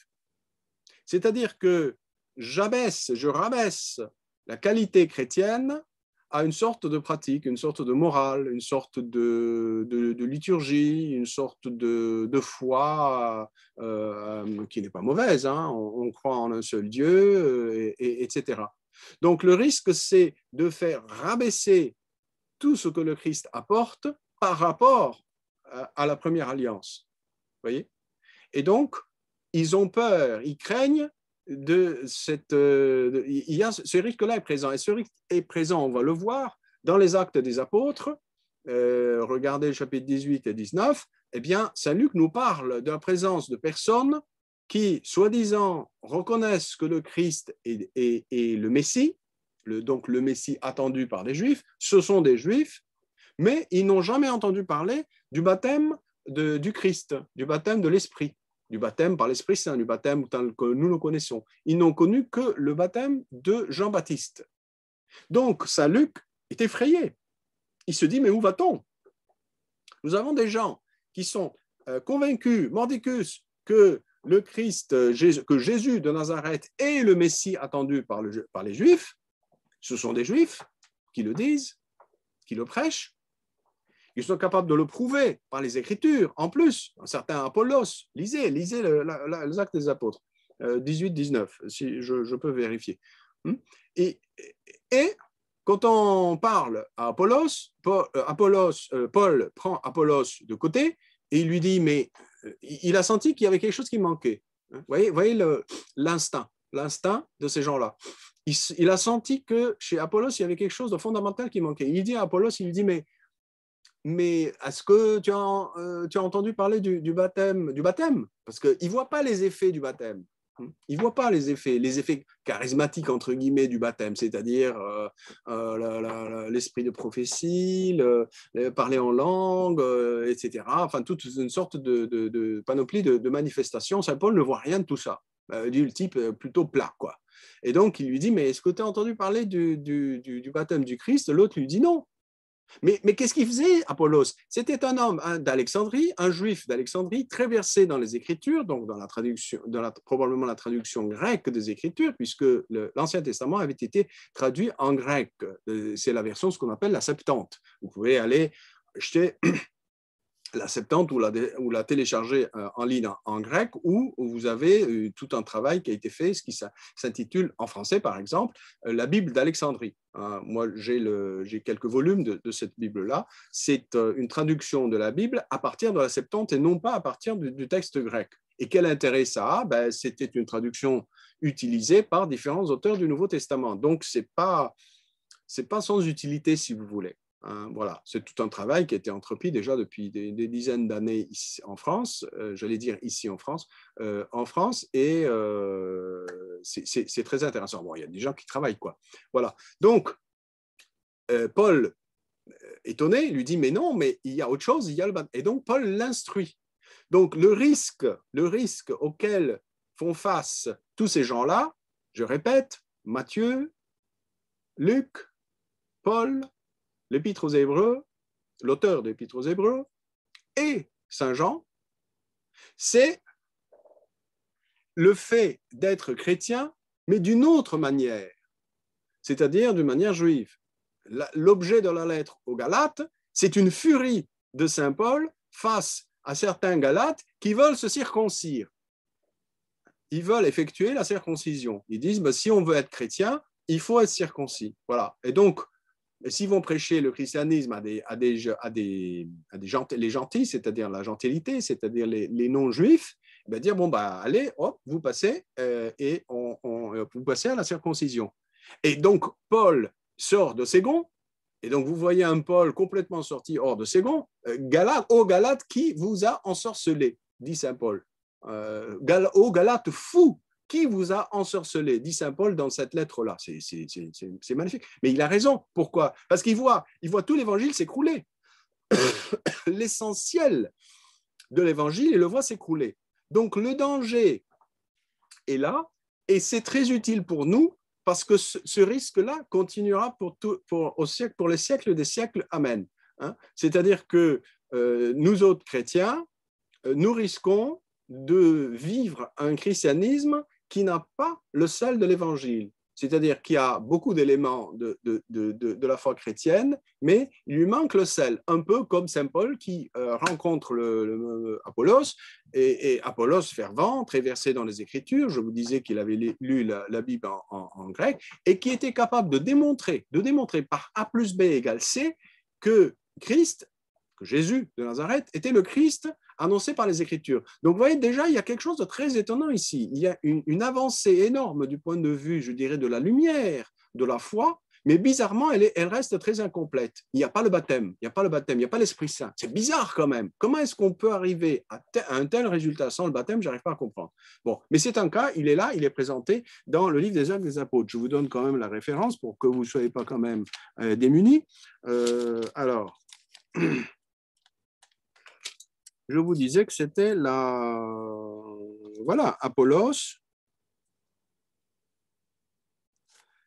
Donc, c'est la fin du chapitre 18 du livre des Actes des Apôtres. C'est un exemple pour vous montrer un peu le type de problématique qu'on a au 1er siècle.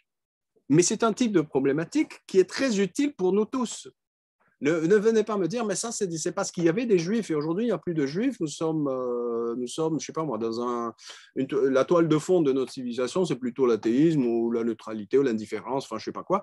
Donc, ça ne nous intéresse pas. Mais si que ça nous intéresse énormément, parce que c'est par la rencontre, le choc entre, je dirais, un christianisme au rabais et un authentique christianisme, c'est le discernement qu'ils nous font opérer au fil des pages du Nouveau Testament, qu'on arrive à se rendre compte de ce qu'est la foi chrétienne. Sinon, notre foi chrétienne, il y a un glissement qui se fait et nous vivons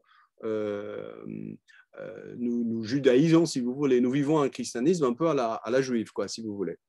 Alors, c'est donc la fin du chapitre 18 des Actes des Apôtres, où nous avons un cas, le fameux cas d'Apollos, 18, 24 jusqu'à 28, et ensuite le début du chapitre 19, où, pareil, à Éphèse, Paul va rencontrer 12 disciples du Christ et aucun d'eux n'est baptisé. Catastrophe, où va-t-on? Voilà.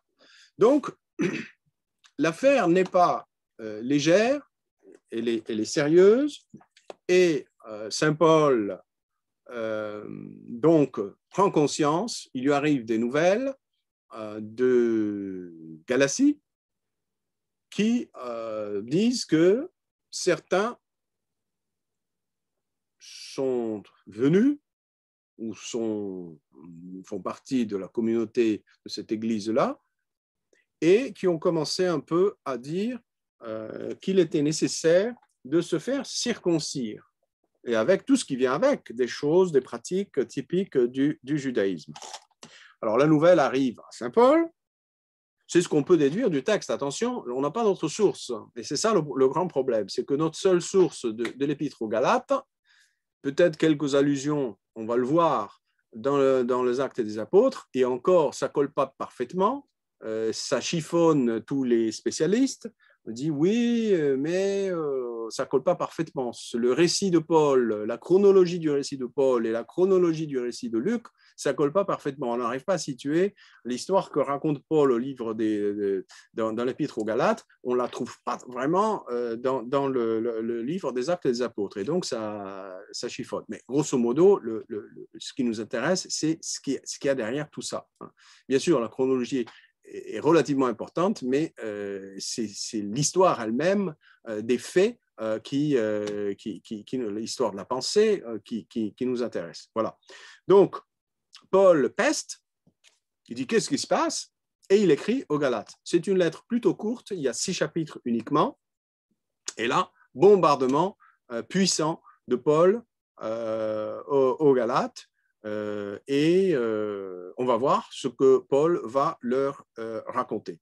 Alors, nous avons ici, donc vous voyez ici, brièvement, ce n'est pas important, l'épître aux Galates, comme je vous ai dit tout à l'heure, les spécialistes estiment qu'au minima, le minima c'est 47, c'est-à-dire pas avant l'an 47, ça ne colle pas parce qu'il y a un calcul des années. Paul va raconter un peu son histoire, ça se distribue sur quelques années, depuis sa conversion jusqu'à ce fait de l'église de Galate, et pas plus tard que 52, parce qu'il y a d'autres événements qui limitent ça. Et d'après, donc, la plupart des historiens semblent aller plutôt autour de 50-51. Bon.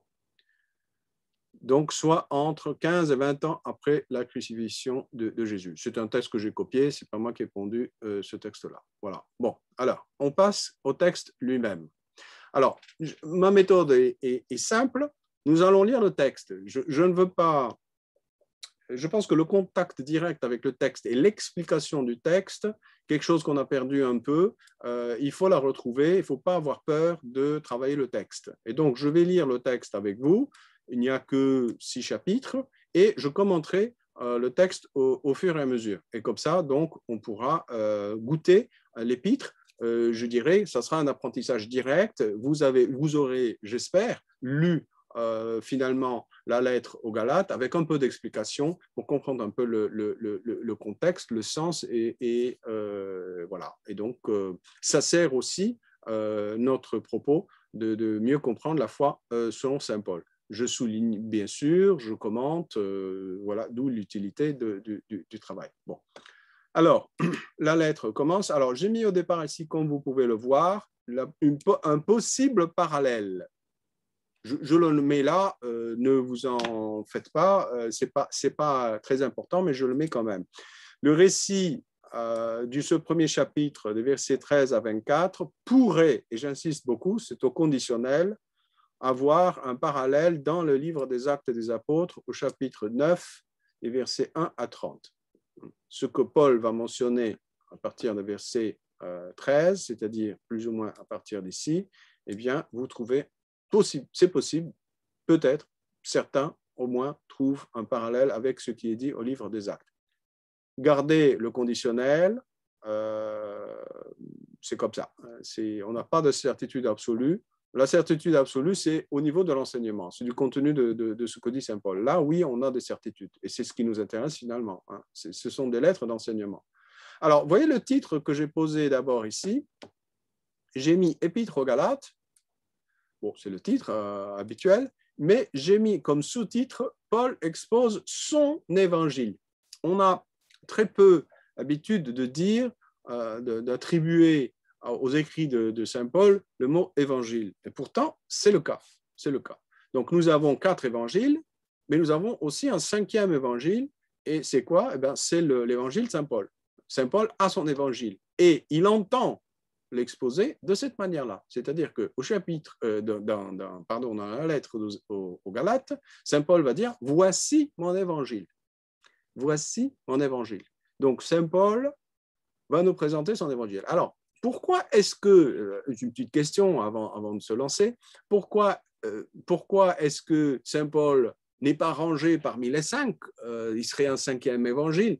Eh bien, tout simplement pour plusieurs raisons. D'abord, il n'est pas témoin du Christ lui-même, c'est-à-dire qu'il ne nous raconte pas son évangile, je dirais, attaché, accroché à une histoire qui serait l'histoire du Christ.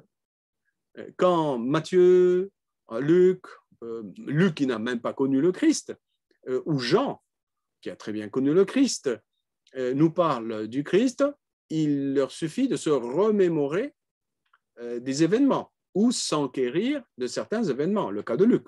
Luc a toute une portion il y a plusieurs chapitres de Saint Luc qui n'existent nulle part ailleurs. Je parle d'évangile, qui n'existent nulle part ailleurs. Alors dire que Luc va en parallèle avec Matthieu et Marc, ça c'est vraiment tiré par les cheveux. Bon, c'est la position classique encore aujourd'hui, mais je trouve que c'est pas juste par rapport à Luc. Alors qu'est-ce que je disais? Donc, pourquoi est-ce qu'on ne range pas Paul parmi les évangélistes? Tout simplement parce que Paul, non seulement il n'a pas connu le Christ, mais il n'a pas voulu présenter le Christ, je dirais, de manière historique, c'est-à-dire, voilà, une série d'événements, et je vous enseigne, je vous transmets le Christ par le Christ, c'est-à-dire par la vie du Christ. La vie du Christ est l'objet de la catéchèse. Non. C'est-à-dire, le moyen et l'objet de la catéchèse étant le Christ, il ne va pas adopter ce système-là. Chez Saint Paul, c'est le raisonnement. C'est le raisonnement. Il y a une comparaison, il y a la loi de Moïse, il y a la nouvelle foi par le Christ, il y a la croix. Pour Saint Paul, il y a la croix, la mort et la résurrection du Christ. Voilà ce qui compte. Le reste, il en parle beaucoup moins. Donc, pour Saint Paul, le Christ est réel. Il y a une rencontre après la résurrection et l'ascension avec le Christ chez Saint Paul. Donc ça, c'est très intéressant pour nous parce que nous sommes un peu dans le cas de Saint Paul, c'est-à-dire que nous ne sommes pas contemporains du Christ, on n'a pas connu le Christ, et le seul moyen d'accéder au Christ est un peu de type Saint Paul, c'est-à-dire de le rencontrer dans la vie de prière, comme Saint Paul le rencontre au fil des jours après sa conversion. Donc voilà, il y a une utilité aussi. Donc la manière d'exposer son évangile n'est pas en suivant le fil des événements, un certain fil d'événements de la vie du Christ, mais ça va fonctionner différemment. Et il va plus s'attaquer, je dirais presque, à sa problématique à lui. C'est-à-dire qu'en tant que juif, pharisien, etc., formé, fanatique, très à cheval sur tout ce qui touche à la foi, d'un zèle absolu pour la foi, eh bien, il est remué profondément par cette apparition du Christ. Et le Christ qui lui dit, mais pourquoi tu me persécutes? Il dit, mais qui es-tu? Je dis, moi, je suis Jésus de Nazareth. Et puis il y a tout un travail, on évangélise Saint Paul, mais ses yeux s'ouvrent et il commence à comprendre le Christ, non pas à l'opposé de Moïse, mais différent de Moïse, et comme une étape, cette étape nouvelle de la nouvelle alliance. Et tout le travail de cheminement intellectuel, parce que Paul devait répondre à son propre questionnement. Il ne suffit pas simplement de se convertir quand on est chrétien. Quand on devient chrétien, on arrive avec nos questionnements.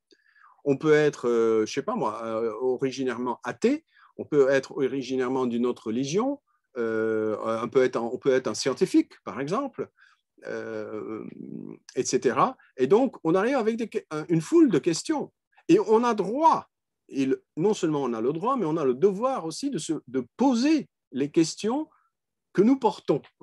Donc, l'Évangile s'incarne dans la terre que nous sommes, la semence de l'Évangile tombe dans la terre de notre être, et elle doit féconder tout ce que nous portons. Donc, ce n'est pas normal de rester avec des questions sans réponse. Et ça, c'est très important. La foi, la semence de l'Évangile, est porteuse de réponses, est porteuse de lumière. Et dans le cas de Saint Paul, il se pose la question, qu'est-ce que je vais faire avec ce Moïse? Moïse auquel j'ai cru de tout mon être, Moïse que j'ai voulu défendre, Moïse que j'ai voulu appliquer à la lettre avec un zèle absolu, je dépassais tous mes contemporains au niveau du zèle. Qu'est-ce que je vais faire de ce Moïse-là? Donc, avant la lettre aux Galates, Saint Paul a déjà fait ce travail-là. Ce n'est pas un travail qu'il est en train de faire devant nous, c'est un travail qui a déjà été fait au préalable. C'est-à-dire qu'il y a, comme on l'a vu, il y a quand même plusieurs années qui s'écoulent entre la conversion de Saint Paul, l'an 32, et puis l'estimation, grosso modo, de cette lettre-là, 50, 51, 48, bon, ça dépend. Donc, vous voyez, il y a quand même plusieurs années. Et donc, il y a tout un cheminement intellectuel, théologique, que Saint Paul a dû suivre et développer.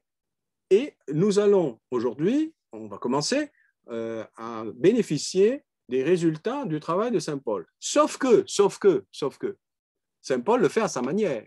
C'est-à-dire que la tournure d'esprit, le type de raisonnement, les techniques, les méthodes de lecture et d'exégèse de l'Ancien Testament, telles que lui les a apprises, eh bien, il va en garder beaucoup dans ce développement-là. Ce qui fait la difficulté pour nous, qui nous sommes, enfin, je ne pense pas que vous soyez d'origine juive, peut-être que vous l'êtes, bah, tant mieux, mais vous n'êtes pas des rabbins, vous n'avez pas fonctionné comme Saint Paul, et donc voir Saint Paul raisonner et utiliser des termes qui sont typiques de genre, de questions posées par les rabbins, par la théologie, je dirais, juive de son temps,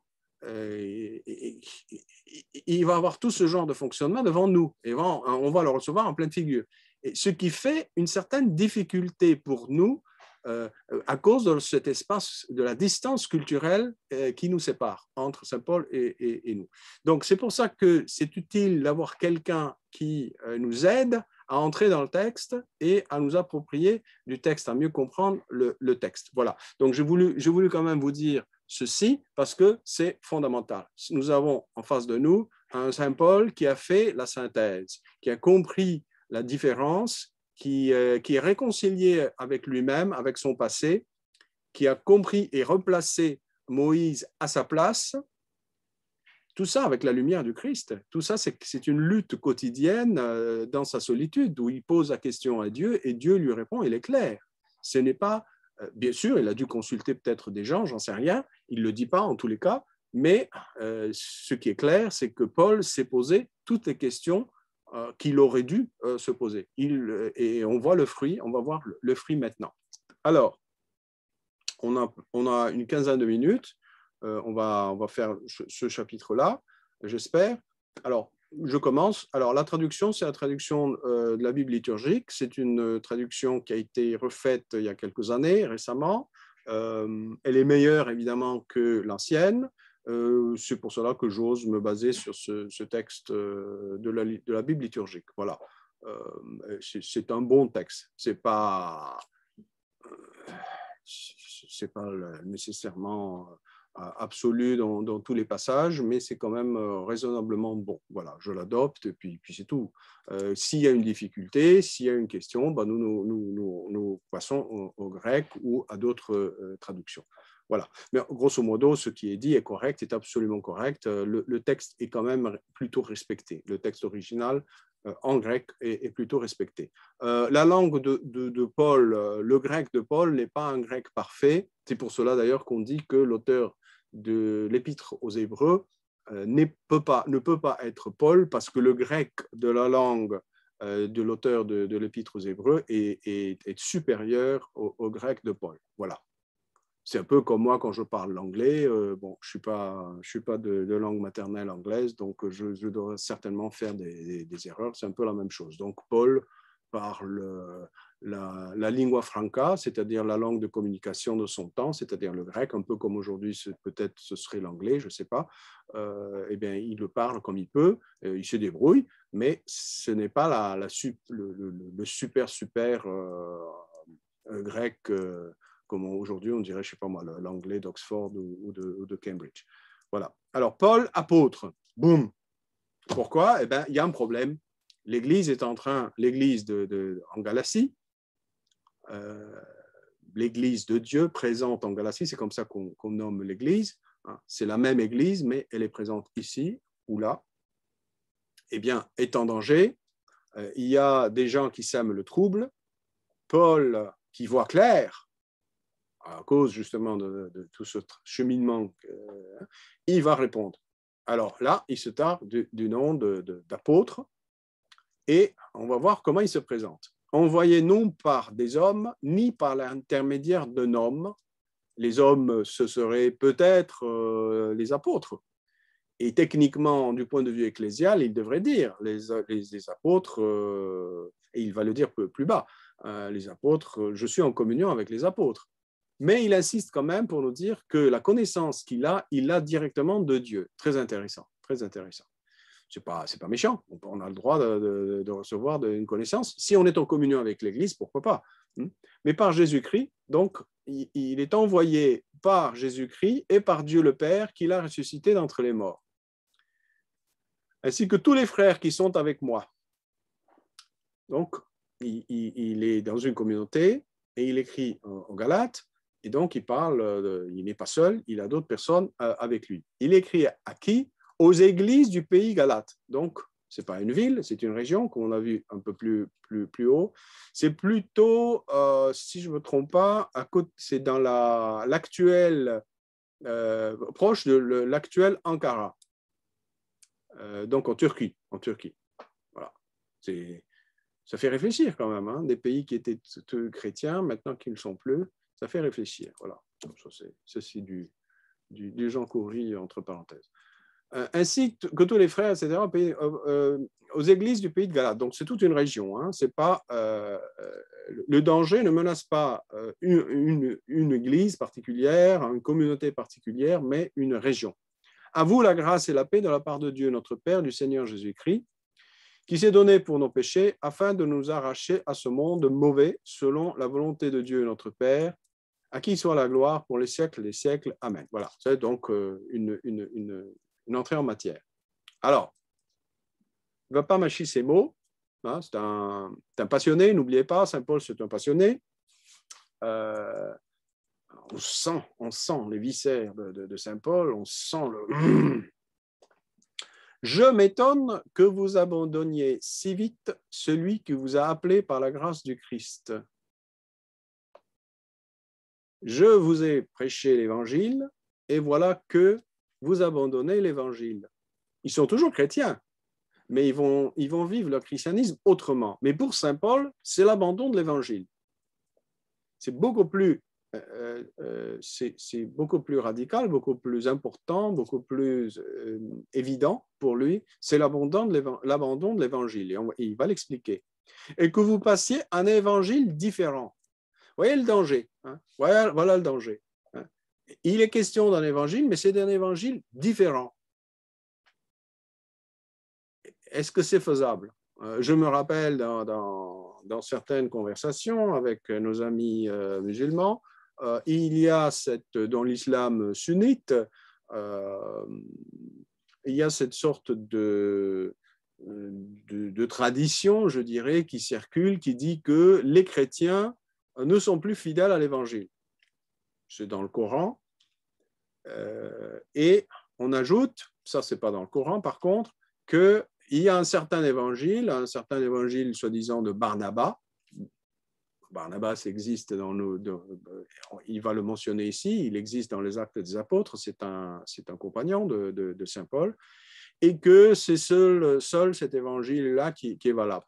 nous avons d'autres évangiles physiques, c'est-à-dire des livres écrits, mais qui ne sont pas reconnus par l'Église. Donc, vous voyez, il y a la possibilité d'avoir un autre enseignement chrétien. Nous avons des sectes. Nous avons des sectes protestantes. À l'intérieur du protestantisme, il y a le grand protestantisme, mais aussi des sectes protestantes à n'en plus finir. Donc, la question se pose toujours, qu'est-ce que l'Évangile? Et y a-t-il possibilité d'avoir un Évangile différent? Qu'est-ce que ça veut dire un Évangile différent? Donc, vous voyez déjà, notre intelligence commence déjà à s'aiguiser. Et ça, ce qui est bien avec un bon juif comme saint Paul, c'est que l'intelligence s'aiguise. On ne reste pas dans une sorte de paresse chrétienne, oui, ça va, voilà, nous sommes bien, tout va bien, etc. Non. Et là, il faut réfléchir. Il nous sort, comme on dit en anglais, du comfort zone, de la zone de confort. Ce n'en est pas un autre.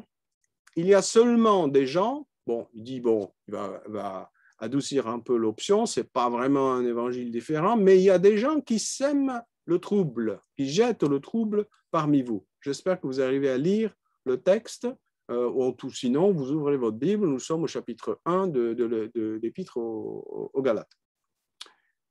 Et qui veulent changer l'évangile du Christ. Voilà le danger. Pourtant, si nous-mêmes, là, saint Paul part,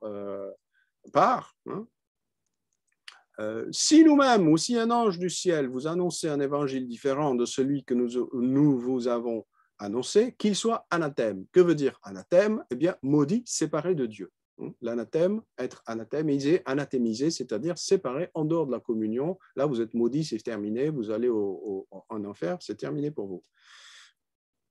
Donc, si quelqu'un ose, et Dieu sait que durant toute l'histoire des 20 siècles passés, il y a eu des farfelus qui nous ont raconté des sornettes.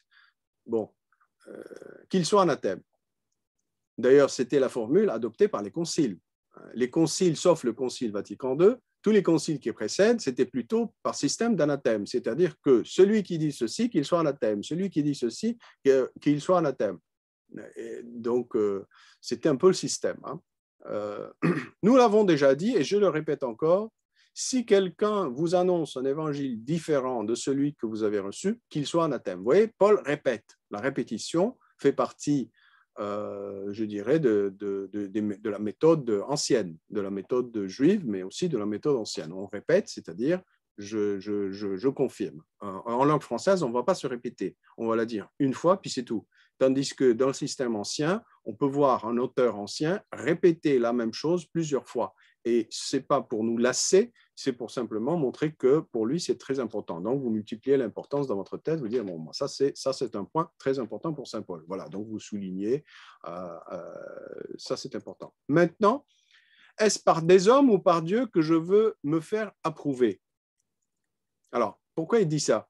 Il dit ça parce que les gens qui jettent le trouble dans la communauté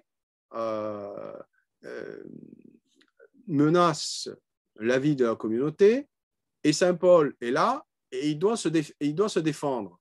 Mais alors, il se défend au nom de qui?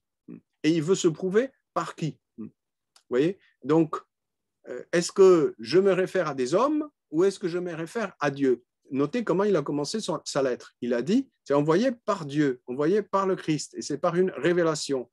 Donc, vous voyez qu'il se réfère à Dieu, à plus haut. C'est audacieux, parce que qui me donne la garantie? Qui me dit que c'est vrai tout ce qu'il raconte? Vous voyez?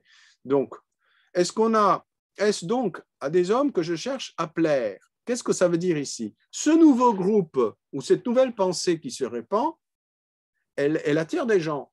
Et eux, ils ont un peu honte, et ils acceptent. Et ça, Paul va le leur reprocher dans cette lettre-là. Il va dire, mais pourquoi vous les suivez? Vous avez peur d'eux. Vous voyez? La peur, la menace.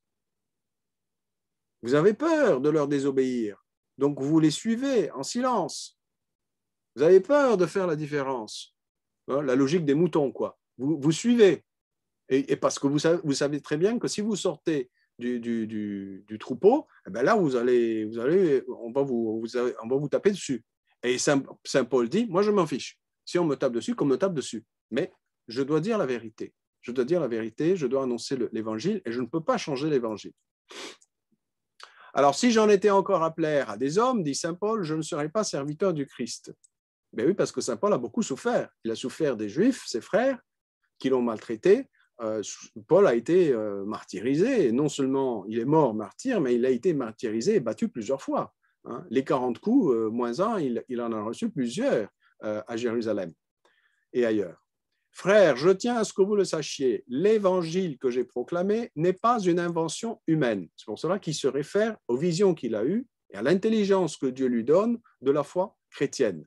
Ceci dit, cette intelligence sera approuvée par les apôtres. Et même, il va nous raconter dans la lettre aux Galates qu'il va même s'opposer à Pierre sur le point même de discussion de cette lettre-là. Donc, nous sommes vraiment dans un truc assez explosif et intéressant. Et donc, on va essayer de comprendre un peu le fil, les différents fils qui font bouger les choses dans cette problématique.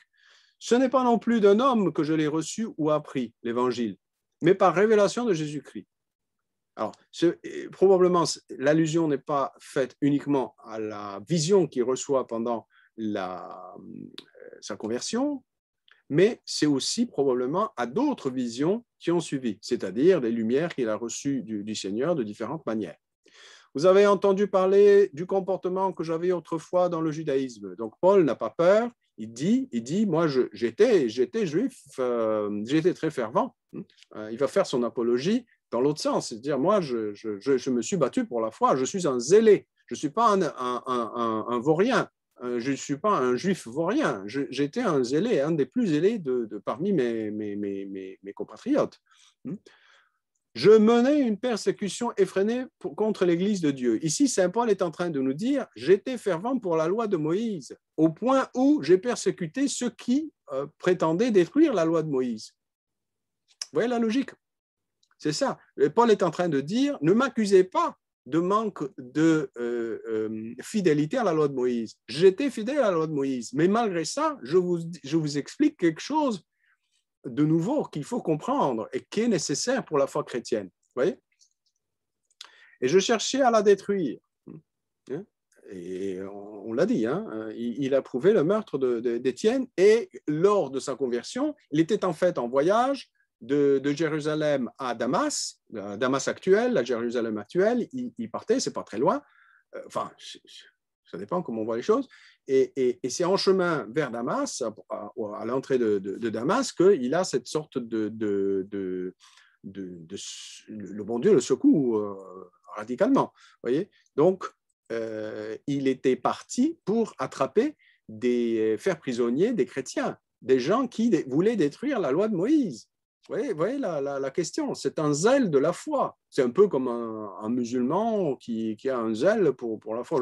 J'essaie un peu de montrer la notion de zèle, comment elle s'appliquerait aujourd'hui. J'allais plus loin dans le judaïsme que la plupart de mes frères de race. Vous voyez? Donc, ils se vantent, mais ce n'est pas pour se vanter, c'est pour montrer que la question n'est pas un zèle pour la foi de Moïse, n'est pas un manque de zèle de sa part, au contraire, c'est un type très zélé. Donc, j'allais plus loin dans le judaïsme que la plupart de mes frères de race qui avaient mon âge, et plus que les autres, je défendais avec une ardeur jalouse les traditions de mes pères. Donc voilà, c'est un juif attaché à la tradition, et il défend la tradition avec toute son énergie. Donc, nous n'avons pas affaire à quelqu'un qui est de léger, quoi, à quelqu'un qui est superficiel, quoi, qui a peu de valeur. Non, là, c'est du lourd, comme on dit. Mais Dieu m'avait mis à part dès le sein de ma mère, citation de l'Ancien Testament, qu'il accommode à sa manière, c'est une question d'un prophète. Dans sa grâce, il m'a appelé. Et il a trouvé bon de révéler en moi son Fils. Donc, vous voyez, Dieu va révéler son Fils à Paul et il va demander à Paul de faire connaître son Fils au monde entier pour que je l'annonce parmi les nations païennes. Alors, je m'arrête ici une petite seconde. Saint Paul dit pour que je l'annonce aux nations païennes. Mais voyez que tout le travail, c'est une question juive. Il dit que ce sont des païens. C'est vrai que les Galates peuvent être des païens, mais le trouble n'est pas semé par des païens. C'est un trouble semé par des Juifs, puisque le trouble, ces personnes-là disent, il faut vous faire circoncire. Vous devez suivre le calendrier liturgique juif, telle fête et telle autre fête. On va le voir plus bas. Donc, il y a une notion liturgique juive, il y a une notion de foi juive qui est impliquée, il y a des implications physiques, puisque la circoncision, c'est quelque chose de physique, c'est pour l'appartenir au peuple élu. Et donc, dire que Saint Paul, comme il le dira, il ne cessera de le dire et de le redire, est envoyé aux païens, tandis que Saint Pierre est envoyé pour les Juifs, je ne suis pas à 100% convaincu de ça. Je suis tout à fait d'accord qu'il a intégré l'évangélisation aux païens. Ben oui, on va le voir, parce que la solution qu'il offre, elle va ouvrir la voie aux païens, c'est-à-dire aux non-juifs, aux gentils, à la gentilité. Ceci dit, tout le raisonnement est utile à un juif devenu chrétien, ce qui est son cas à lui. Voilà. Donc, on peut mettre un peu des bémols. Aussitôt, après je lis ce paragraphe et on s'arrête. Aussitôt après sa conversion à l'entrée de Damas, sans prendre l'avis de personne, sans même monter à Jérusalem, donc pour soi-disant être que soit catéchisé par les apôtres, soit vivre la communion avec les apôtres, pour rencontrer ceux qui étaient apôtres avant moi, je suis parti pour l'Arabie. Alors attention, l'Arabie ici, ce n'est pas l'Arabie saoudite, c'est l'Arabie, c'est le désert d'Arabie, c'est-à-dire dans la zone désertique plutôt de l'actuelle Jordanie. Donc faites attention. Et de là, je suis retourné à Damas. Donc ce n'est pas très loin. La Palestine, la Terre Sainte, la Jordanie, le Liban, la Syrie, c'est vraiment... c'est un peu comme Bâle, vous avez la Suisse, l'Allemagne et la France, quoi. C'est quand même assez proche. Et puis, 3 ans après, je suis monté à Jérusalem pour faire la connaissance de Pierre. Je suis resté 15 jours auprès de lui. Donc, Paul raconte un peu, je dirais, explique un peu, comment on dit en anglais, les credentials, c'est-à-dire par quelle autorité il enseigne. Ça vient de Dieu, mais il a aussi la communion de la part de l'Église. Je n'ai vu aucun des autres apôtres sauf Jacques, le frère du Seigneur. Frère ici est au sens de cousin. Du côté de Joseph, son père adoptif, putatif, comme on dit, et bien, Joseph a des frères et sœurs, et c'est donc un cousin du Seigneur. En vous écrivant cela, je le déclare devant Dieu, je ne mens pas. Donc Paul, voilà, il dit, je vous dis la vérité. Ensuite, je me suis rendu dans la région de Syrie et de Cilicie, mais pour les églises de Judée qui sont dans le Christ, mon visage était inconnu. Donc, Paul n'a pas fréquenté vraiment l'église à Jérusalem et ailleurs, il est parti dans d'autres endroits. Elles avaient simplement entendu dire « Celui qui nous persécutait naguère annonce aujourd'hui la foi qu'il cherchait alors à détruire. » Alors faites attention, cet argument-là peut aussi servir à ceux qui sèment le trouble. C'est-à-dire, ça va un peu dans leur sens. Mais ce Paul-là, mais qui est-il? Il persécutait, il cherchait, il ne sert pas l'argumentation de ceux qui sèment le trouble, mais il introduit Saint Paul de manière plus sûre dans le débat. Celui qui nous persécutait naguère annonce aujourd'hui la foi qu'il cherchait alors à détruire. Et l'on rendez gloire à Dieu à mon sujet. Voilà. Bon, je vais devoir m'arrêter ici. Je vais laisser quand même un espace pour ceux qui ont encore des forces. Je sais que c'est très tard, surtout en France, dans le continent. Il est déjà 23 heures chez vous. Je vais laisser l'espace à ceux qui veulent poser des questions, mais je comprends tout à fait que vous tombez de sommeil et qu'il est temps d'aller vous coucher. Donc, je reste ici. La leçon se termine, si vous voulez bien. Disons ensemble, gloire au Père, au Fils et au Saint-Esprit, comme il était au commencement, maintenant et toujours, pour les siècles des siècles. Amen. Je reste à votre disposition pour les plus courageux, pour des questions. Et donc, voilà. Donc, les autres, allez-y, n'hésitez pas à partir. Mais si telle ou telle personne a une question, je reste là pour vous. Bonsoir Jean, merci pour cette première. Je vais quitter maintenant parce que j'ai d'autres choses à faire. Mais merci beaucoup et puis à la semaine prochaine. Merci à toi Emmanuel.